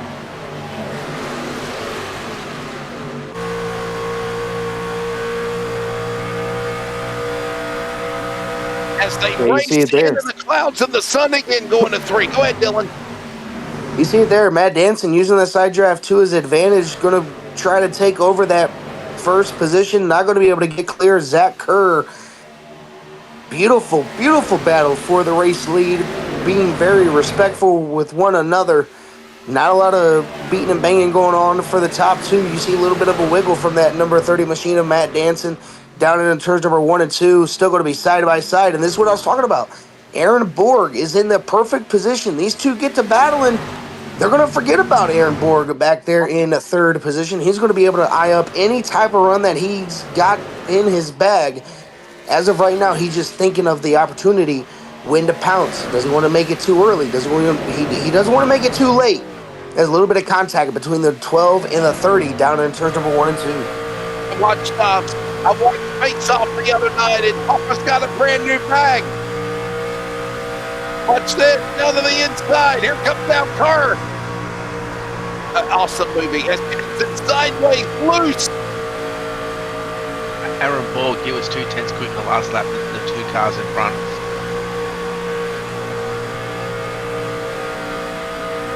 Closing in on 20 to go. 23 remaining. It's now Kerr and Danson. It is a dead heat. Dylan McDonald for the top spot. But look at now Aaron Borg. He'll now get up there and try to fight. He's staying within the ground of these leaders. I think he's hoping for the 12 and the 30 slip. Yeah, as it sits right now, now the shoe is on the other foot. Matt Danson got to the outside, and he was able to get that pass done on Zach Kerr. And now Aaron Borg is like, okay, I seen the top work. The bottom is kind of iffy. It's there if it's there. It's not if it's not. But you really got to have the momentum going into the corners if you want to make that bottom lane work.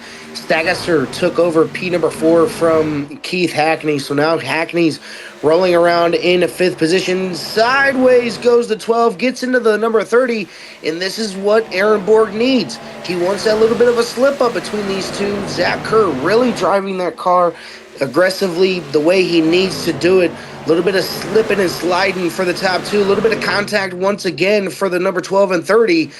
And Aaron Borg is going to be the one to look out for. But lap traffic going to play a factor coming around. It looks like Josh Micklemore, he's going to go down to the inside, and everybody going to be able to get around the number 31 entry of Josh Micklemore. Can you say crossbound traffic?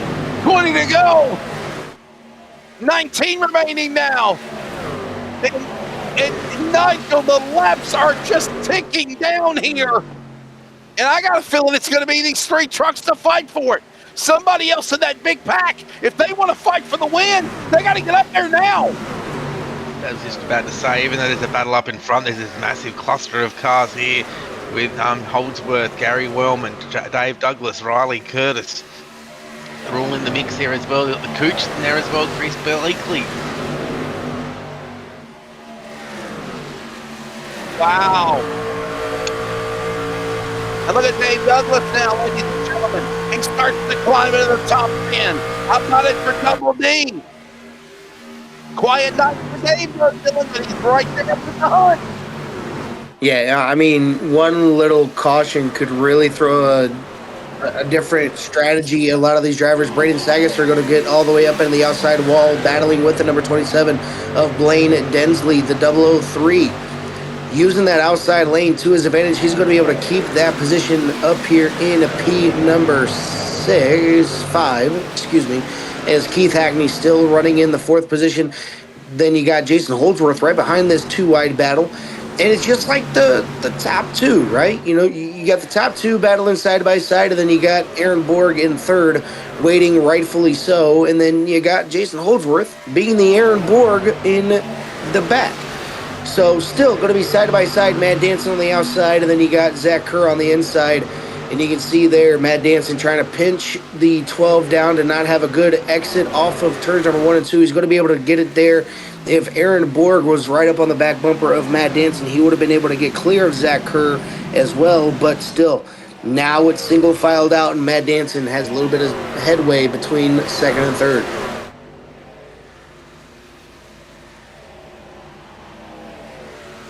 What's going on as we are heading? Yeah, you can cross the town. You can cross the white line. You can cross the white line. You can do it in NASCAR as well.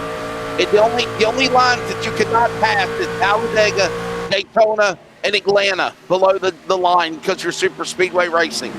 Everywhere else you can go below the line. It's allowed below the apron. As they come to the line, 15 to go.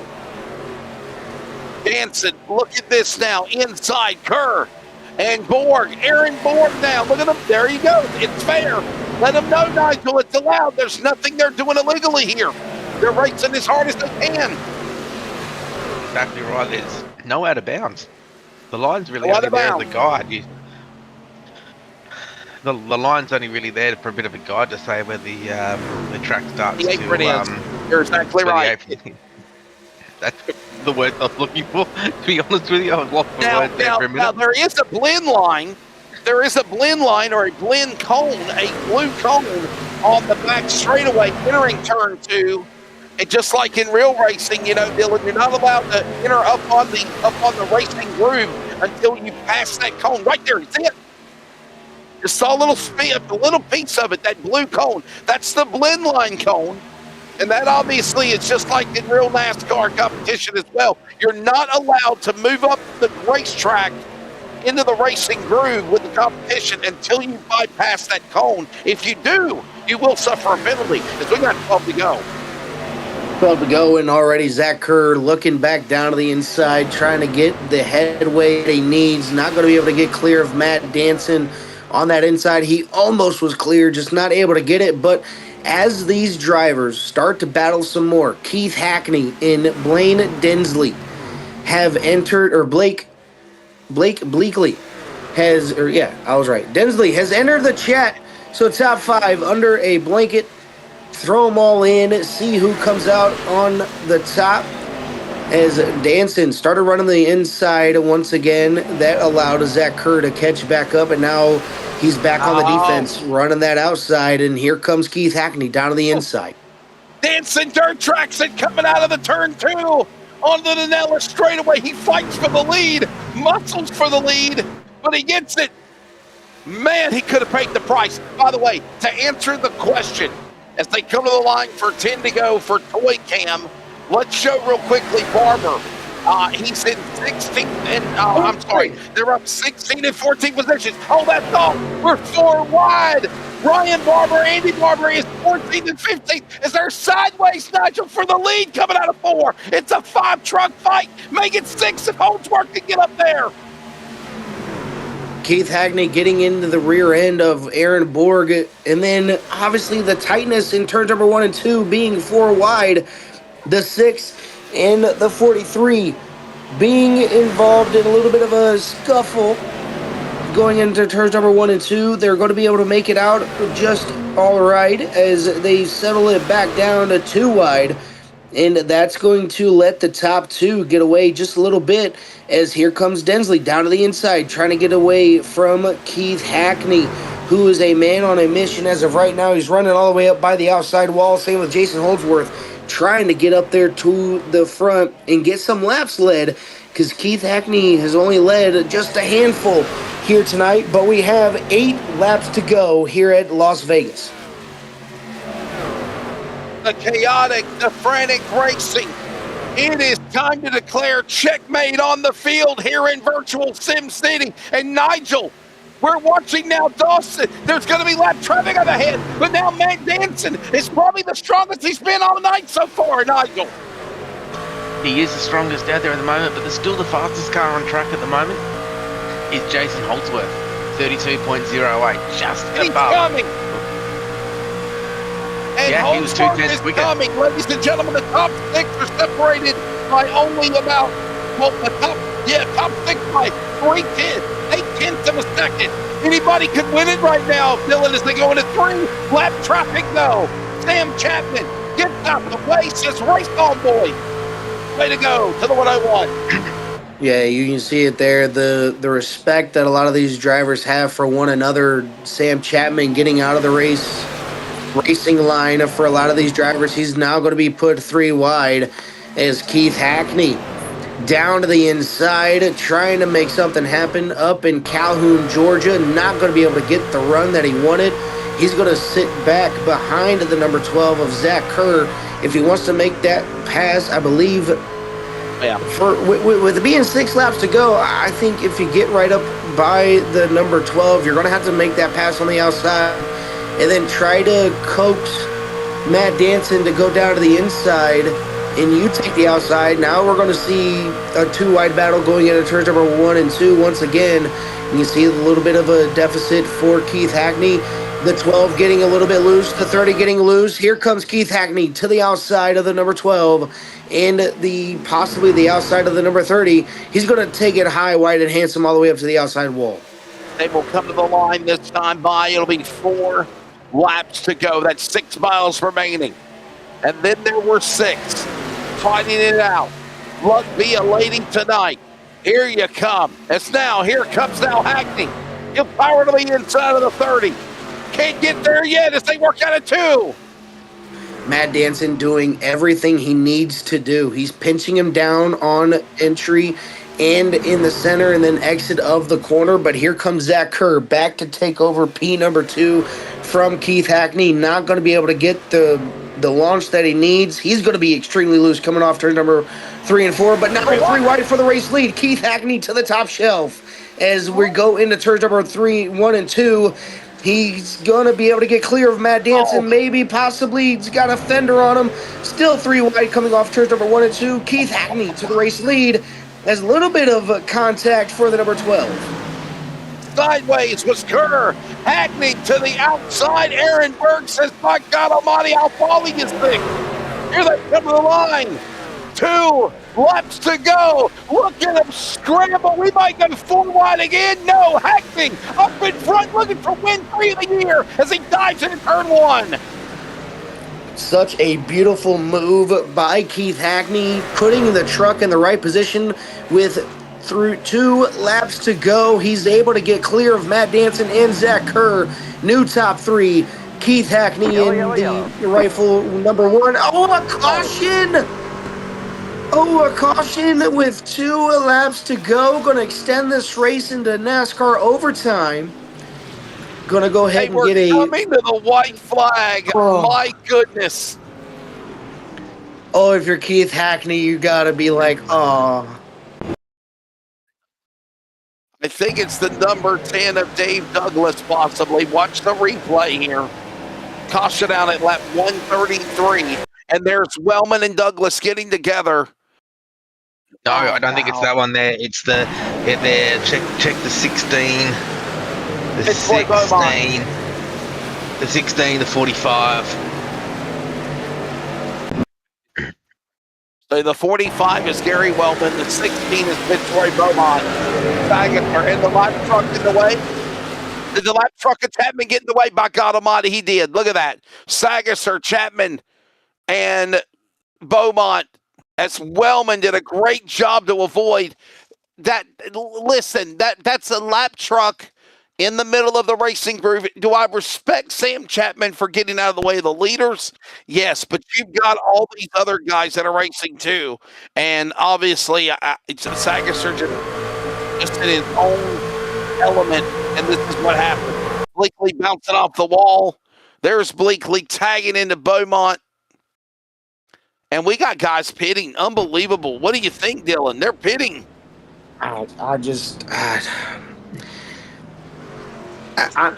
mean, you got 2 laps to go. I mean, I don't know, man. I don't like it. I really think don't what happened like on it. Tuesday night. I think Matt Danson come from 19th through to come into 3rd position. We had the week before, we had Ethan Winter start 15th, ended up in 2nd position. So I don't think this is as silly as people think.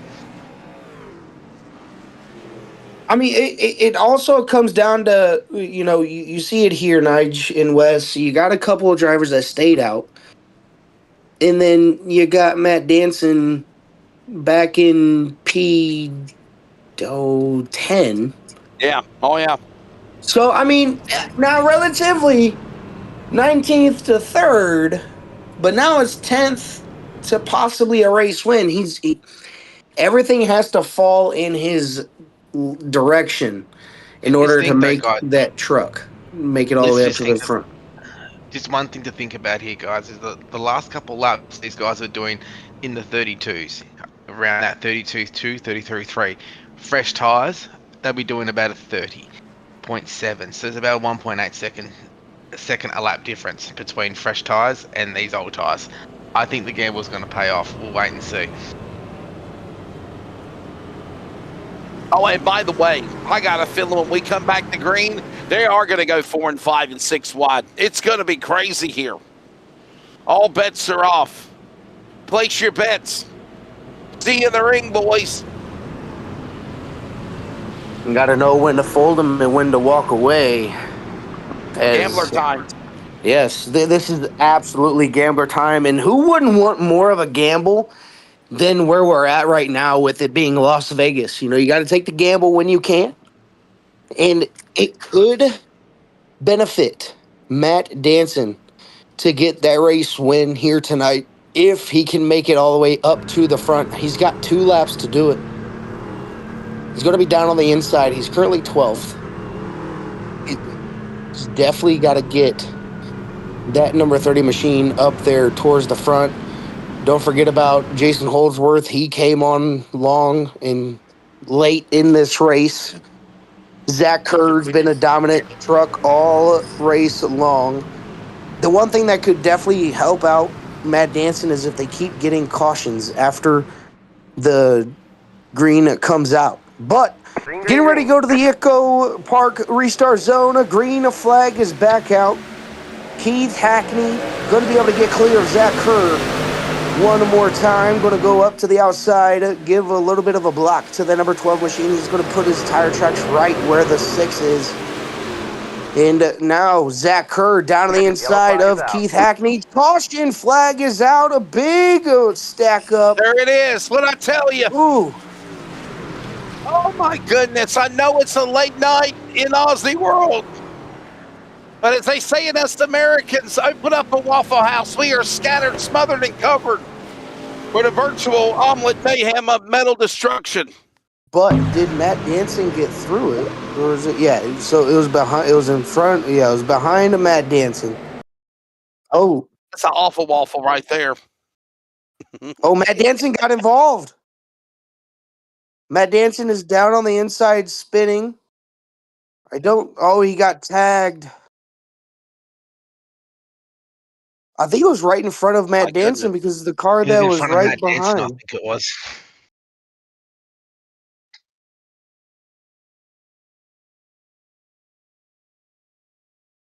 It's Curtis in the 93. Brad Newman, last year's champion, collected. There's Aaron Borg. There, my God, there's just smoke everywhere. My. Wow. Watch the replay here. Let's see what happened with Jamie Davis. Right there on the outside. Watch this truck 92. Hang on. No, it was Matt Danson. Matt Danson turned the 73, guys. Yeah, and then Wellman and Borg and Curtis and Newman and Rankin and yeah, there's your super speedway, super style, big one right there to set us up for double overtime. Toy Cam, to answer your question, I did mention the gains that the Barbers made, but then we were having four wide racing for the front and the leaders, and so they were up 14, 16 positions, up gaining, and right now Barber is up 18 spots in 11th. So keep an eye on that after this big wreck. And also, to answer your question, this is not the NASCAR 360 Racing Network Toy Cam. This is Highline and the Australian NASCAR Series. So I just want to clarify that as being lead anchor for NASRA. This is not NASRA. This is the Australian NASCAR Series. Go back. Go, boss. Go, Nigel. I was just going to say then, I think the accident was caused then by Matt Danson. He was on the bottom line there, and then the truck just in front of him, the black truck, was the one. If you watch this replay here, as we go around the corner here, you'll see that the car that's just in front of Matt Danson, the black truck, he does go up the track, leaves the gap. Little bump there. The gap is there now formed. Matt decides to take it. So right there, he is got the lane. He came down there, the 73, is it the 73 truck, onto Matt, which caused the wreck. So really, Matt Danson didn't do anything wrong, right? I mean, he's just holding his line. And that's correct. Look at this scatter. I mean, this is like a big one. This is like Daytona Talladega-esque, if you will, Dylan McDonald. This is the big one. A lot of heavy hitters just got taken out, and a lot of climbers that might have been playing possum or hanging in the back have now worked their way up to the front here. Look at this now. Look at this. Dinsley, Sagasser, Blundell.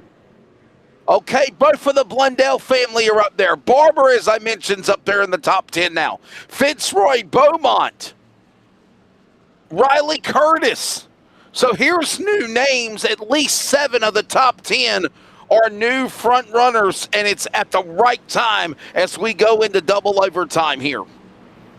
Guys, just quickly, Dylan, before you take him to the restart, Riley Curtis, Andy Barber, Dave Douglas, and Scott Rankin are the first on new tyres. Watch for those guys to come through the field. All right, so we got those new drivers in the back of the top 10 with new tires. Keith Hackney, Zach Kerr going to lead these drivers back to the green flag. Zach Kerr got underneath Keith Hackney, but with the green flag or the yellow flag coming out, Keith Hackney was presumed your race leader.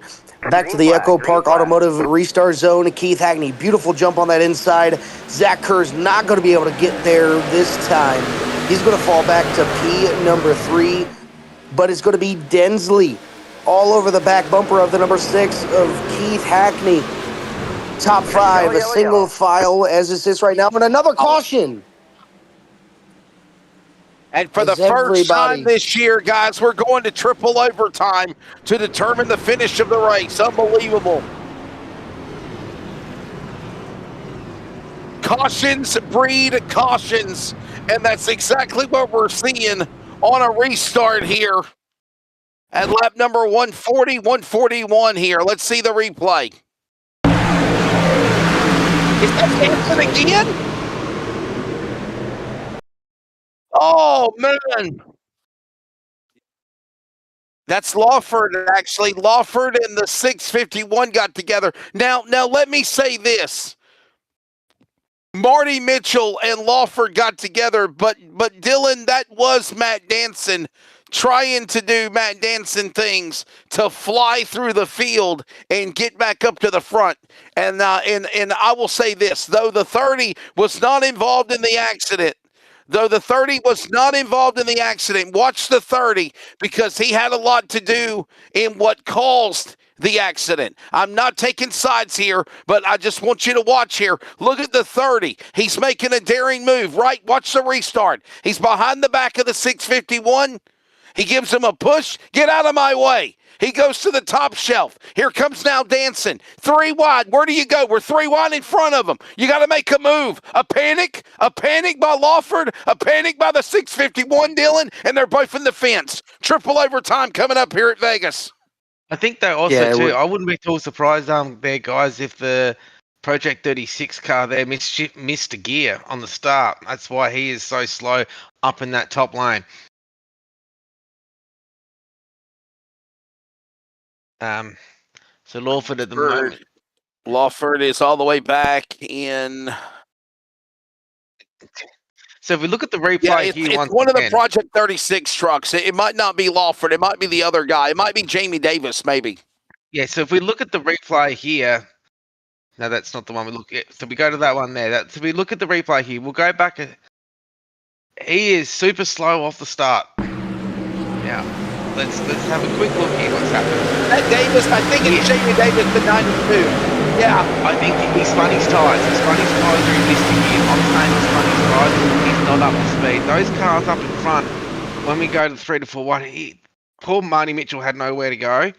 And then yeah, that's just an unfortunate accident, that one there. But yeah, I think you'll find that the Project 36 car, Jamie Davis, either spun his tyres or missed a shift.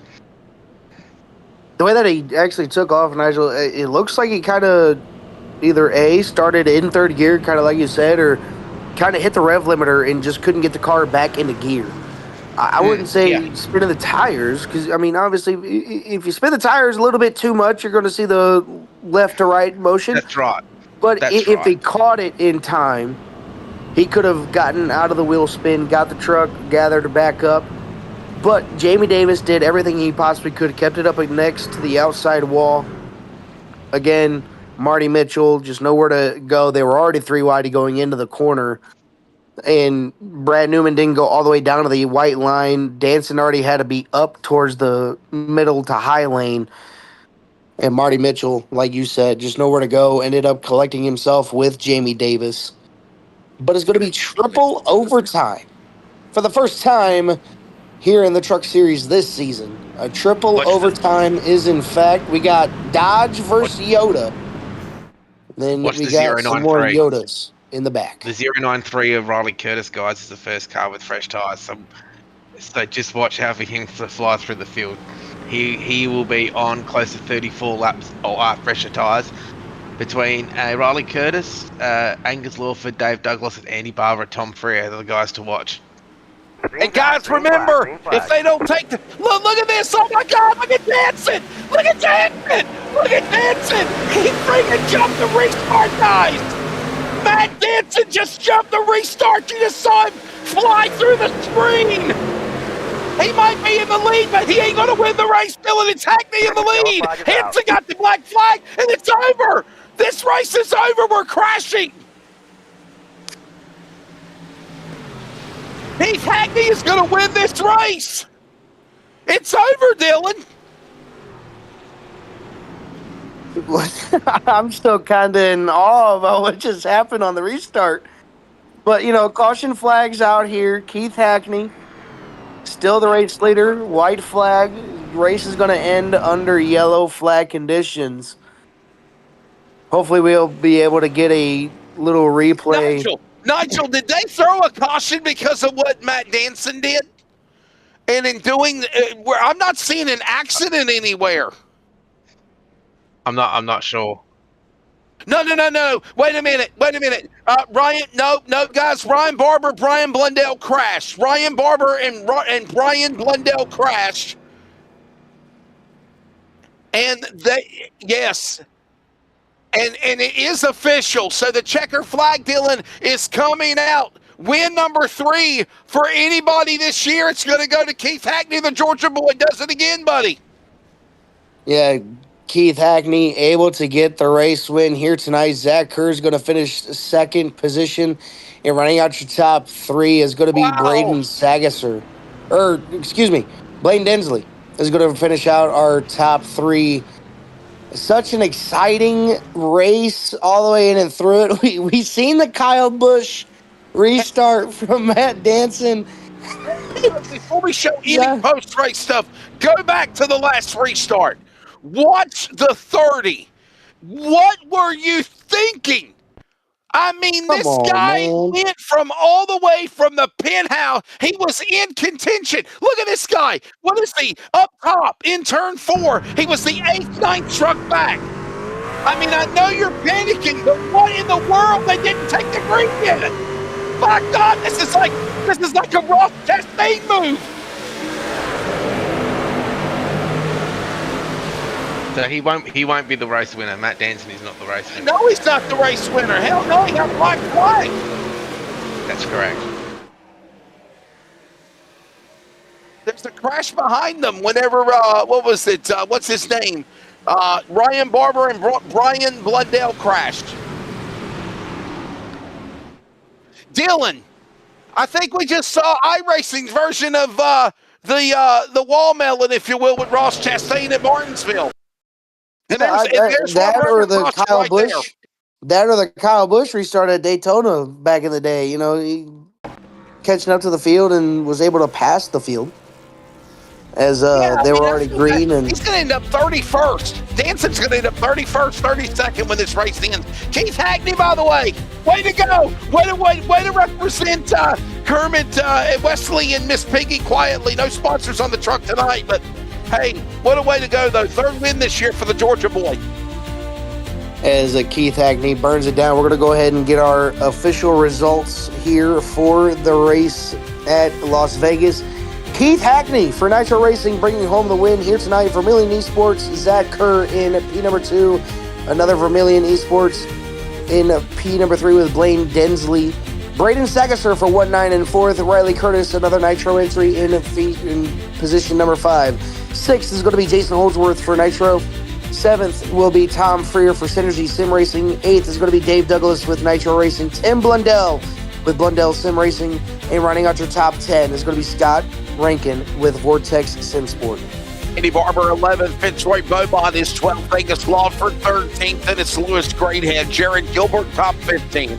Brandon Chooch Griffiths will finish outside the top 20, along with Trent Lavelle on the lead lap. Joshua Houghton, Ross Armour, and a dismal night for Brad Newman, which started strong, ends up with a top 20 at the checkered flag. 21st is going to be Aaron Dorman. 22nd is going to be Aaron Borg. 23rd, Ben Faulkner. 24th, Marty Mitchell. 25th is going to be Mark Grocott. 26th will be Brian Blundell. 27th is going to be Chris Bleakley. 28th will be Jamie Davis. 29th is going to be Ryan Barber. And running out to top 3 is going to be Darren Robb. A run down to the finish in order. We'll find Matt Danson. There it is, ladies and gentlemen. He has just been suffered a 2-lap penalty for that move. He will end up 31st. Sam Chapman, 32nd. Then it's going to be Josh Bicklemore, Gary Wellman, Troy Davidson, David Lawler, Brad Wright, and Kute Dow, close to 28 laps down. Vegas, where we were, 1.5 miles at the end of 146 laps in triple overtime, first of the year. They went 222.21 miles, 13 lead changes among 6 different leaders. 11 cautions for 32 laps. Riley Curtis, the hard charger, up 32 spots. Zach Kerr led the most laps at 80. Hackney was the fast man. Kute Dow on the pole. He ends up last. And Dylan, we are going to take a break, buddy. And my goodness, what a battle as Keith Hackney. Look at this restart. You can't make this up. Look at this guy. They're not even in the restart zone. And Danson's flying by them. What were you thinking? Come It on, gives man. Keith Hackney his 3rd win of the season. By God Almighty, we talked to them about it when we return. Racing isn't easy, but experiencing it is. iRacing puts you in the driver's seat with the industry's leading sim racing game. Drive on laser scan replicas of the greatest racing circuits from around the world. Go head-to-head against other drivers chosen by skill-based matchmaking to ensure competitive racing at every level. Compete across all your favorite series. In officially licensed cars, engineered to deliver the most accurate driving experience possible.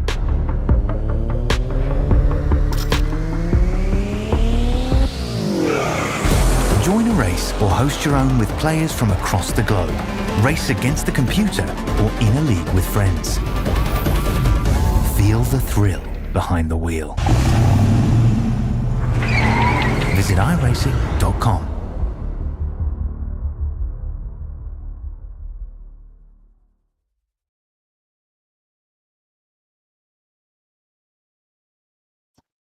And welcome back to the Australian NASCAR Truck Series with our race winner, Keith Hackney, in the number 6. Keith, you weren't up towards the front the entire of the race, but you were up there when it mattered. You led just a couple of race laps here tonight. It sucks that it ended under yellow, but you were able to come away with a race win. What was going through your mind with all those cautions, starting with 2 laps to go? I was cussing. We was literally 100 yards from the line, and I was like, "Man, there ain't no way." And I didn't know, who all had tires left. Um, that crossed my mind. That worried me a little bit, but then I just seen how we just having caution after caution. I just had to get a good restart every time, and it worked out in my favor. Hey, congratulations on your 3rd win, but I got to ask you, what was going through your mind when Matt Denson blew your damn passenger door off when he blew on the outside like that? Were you thinking this guy's jumped the start? There's no way he's going to win this race. What was your thoughts on it? I honestly I thought about taking a hard ride and just taking us both out, but but no, I mean, I already do. That it was a wrap once I seen that, and yeah, and I think he ran out of gas too. So who knows? We'll take it. We'll move on. Exactly. You got the race win here tonight, market number 3 on the season. The first one in the Australian NASCAR Truck Series with the Dodge Ram getting the race win here tonight. Keith Hackney, if there's anybody on that number 6 Nitro machine you'd like to give a shout out to, the floor is yours. Yeah, man. Just everybody at Nitro and Johnny for doing everything that he does.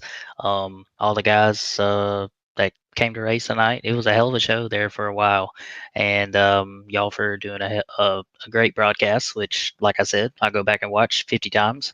And congrats to Zach and Blaine right there on second and third. So we'll take it, and hopefully it's just a good sign to come. Races moving forward. That's going to be our race winner, Keith Hackney from Calhoun, Georgia, getting his 3rd win of the season. Congratulations. Moving on over to our 2nd place finisher, the Vermilion Esports driver of the number 12, Zach Kerr. You thought you had it in the bag. You led the most laps here tonight, 80 to be exact. And then the caution started coming on out. What more did you need after that first restart? You got to the inside of the 6 of Keith Hackney. You just weren't able to get the race lead away from him. But what more did that number 12 need to try to get the race lead back? Oh, I think honestly just needed to put my car in better positions when I needed it the most. I think that's just where I lacked a lot of the night, was putting myself in bad spots and wasn't able to recover the positions after that. Lane, I will tell you this, though, man, what a bounce back. You were hanging in the back most of the race. With those late race cautions, especially the big one, did that catapult you to be able to find a way to climb up there, man? And obviously, Zach, to find the number 2 position, because what a strong truck you had. But it seemed like the late race cautions, Zach, really changed the complexion of the race, if you will, at the end. Yeah, I mean at the end it was more about short run speed and just putting your car in the right spot, which I just missed a few times, which again just is what I lacked and probably cost me on the win.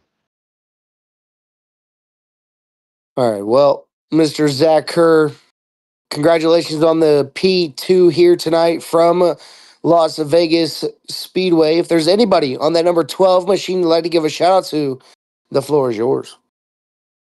I'll go through my list. We've got Million Esports, the team, thanks to all them. Team Conti Sim Performance for all the setups.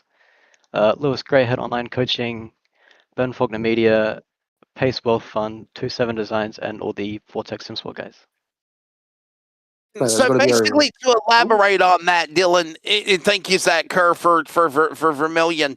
To elaborate what Zach is saying, Dylan, is that his truck was much better on the long run. On the restarts, when they're green caution, he could not get the momentum. He couldn't get his truck going. And because of that, because of the triple overtime, Dylan, that's what cost Zach Kerr a P2 position at the finish. Yeah, ended up catching him right where his least strong suit was with the amount of cautions that they were ended up having. But moving on to our third finisher, that's going to be Blaine Densley in the number 27. Blaine, you kind of had an up and down night. You stayed relatively clean where you needed to. We've seen a couple of incidents where you got a little bit tight, a little bit loose, getting a little bit of contact with other drivers, but you were able to keep yourself in a position where you needed to be. You started on the outside row a couple of times throughout this race, but just a little bit more, and you could have had your first race win here with the Australian Truck Series. You started on the outside row on the final restart. Did you not get a good enough restart to keep it up there in P number 2, or were you just kind of just hoping for the best and seeing if you can get the outside momentum to get back around Zach Kerr? Yeah, I definitely didn't time the last restart very well, but I was excited to be restarting on the outside lane there to try and carry some momentum and build speed. I found myself pinned on the bottom, getting passed on the outside a lot throughout the course of the race, but it was a yellow there that I'd pitted for damage repairs and got a set of tires that kind of put me on the ultimate strategy, really. It was kind of a little bit by chance, but that's part of these races. They can go for and against you so quickly, and it goes to show tonight, like Zach had the quickest car all night, led the most laps, and didn't get the job done. Blaine, again, and I was kind of referencing this question to Zach Kerr, and I was going to actually say it to you, and I accidentally did stumble and say your name, Blaine, but I was going to say that, though, man. You started up in the front, pretty good spot. Then you fell back, and then you put the FabCon entry back on the podium. Did you feel like the race was going to come undone with the craziness? I mean, for the most part, I felt like the race had three layers, right? There was the calm 2 stages, and then there was the first of the third stage where it got a little frantic, got a little wild, but those last 30, 40 laps is when it really got crazy, and somehow you bounced back and finished on the podium.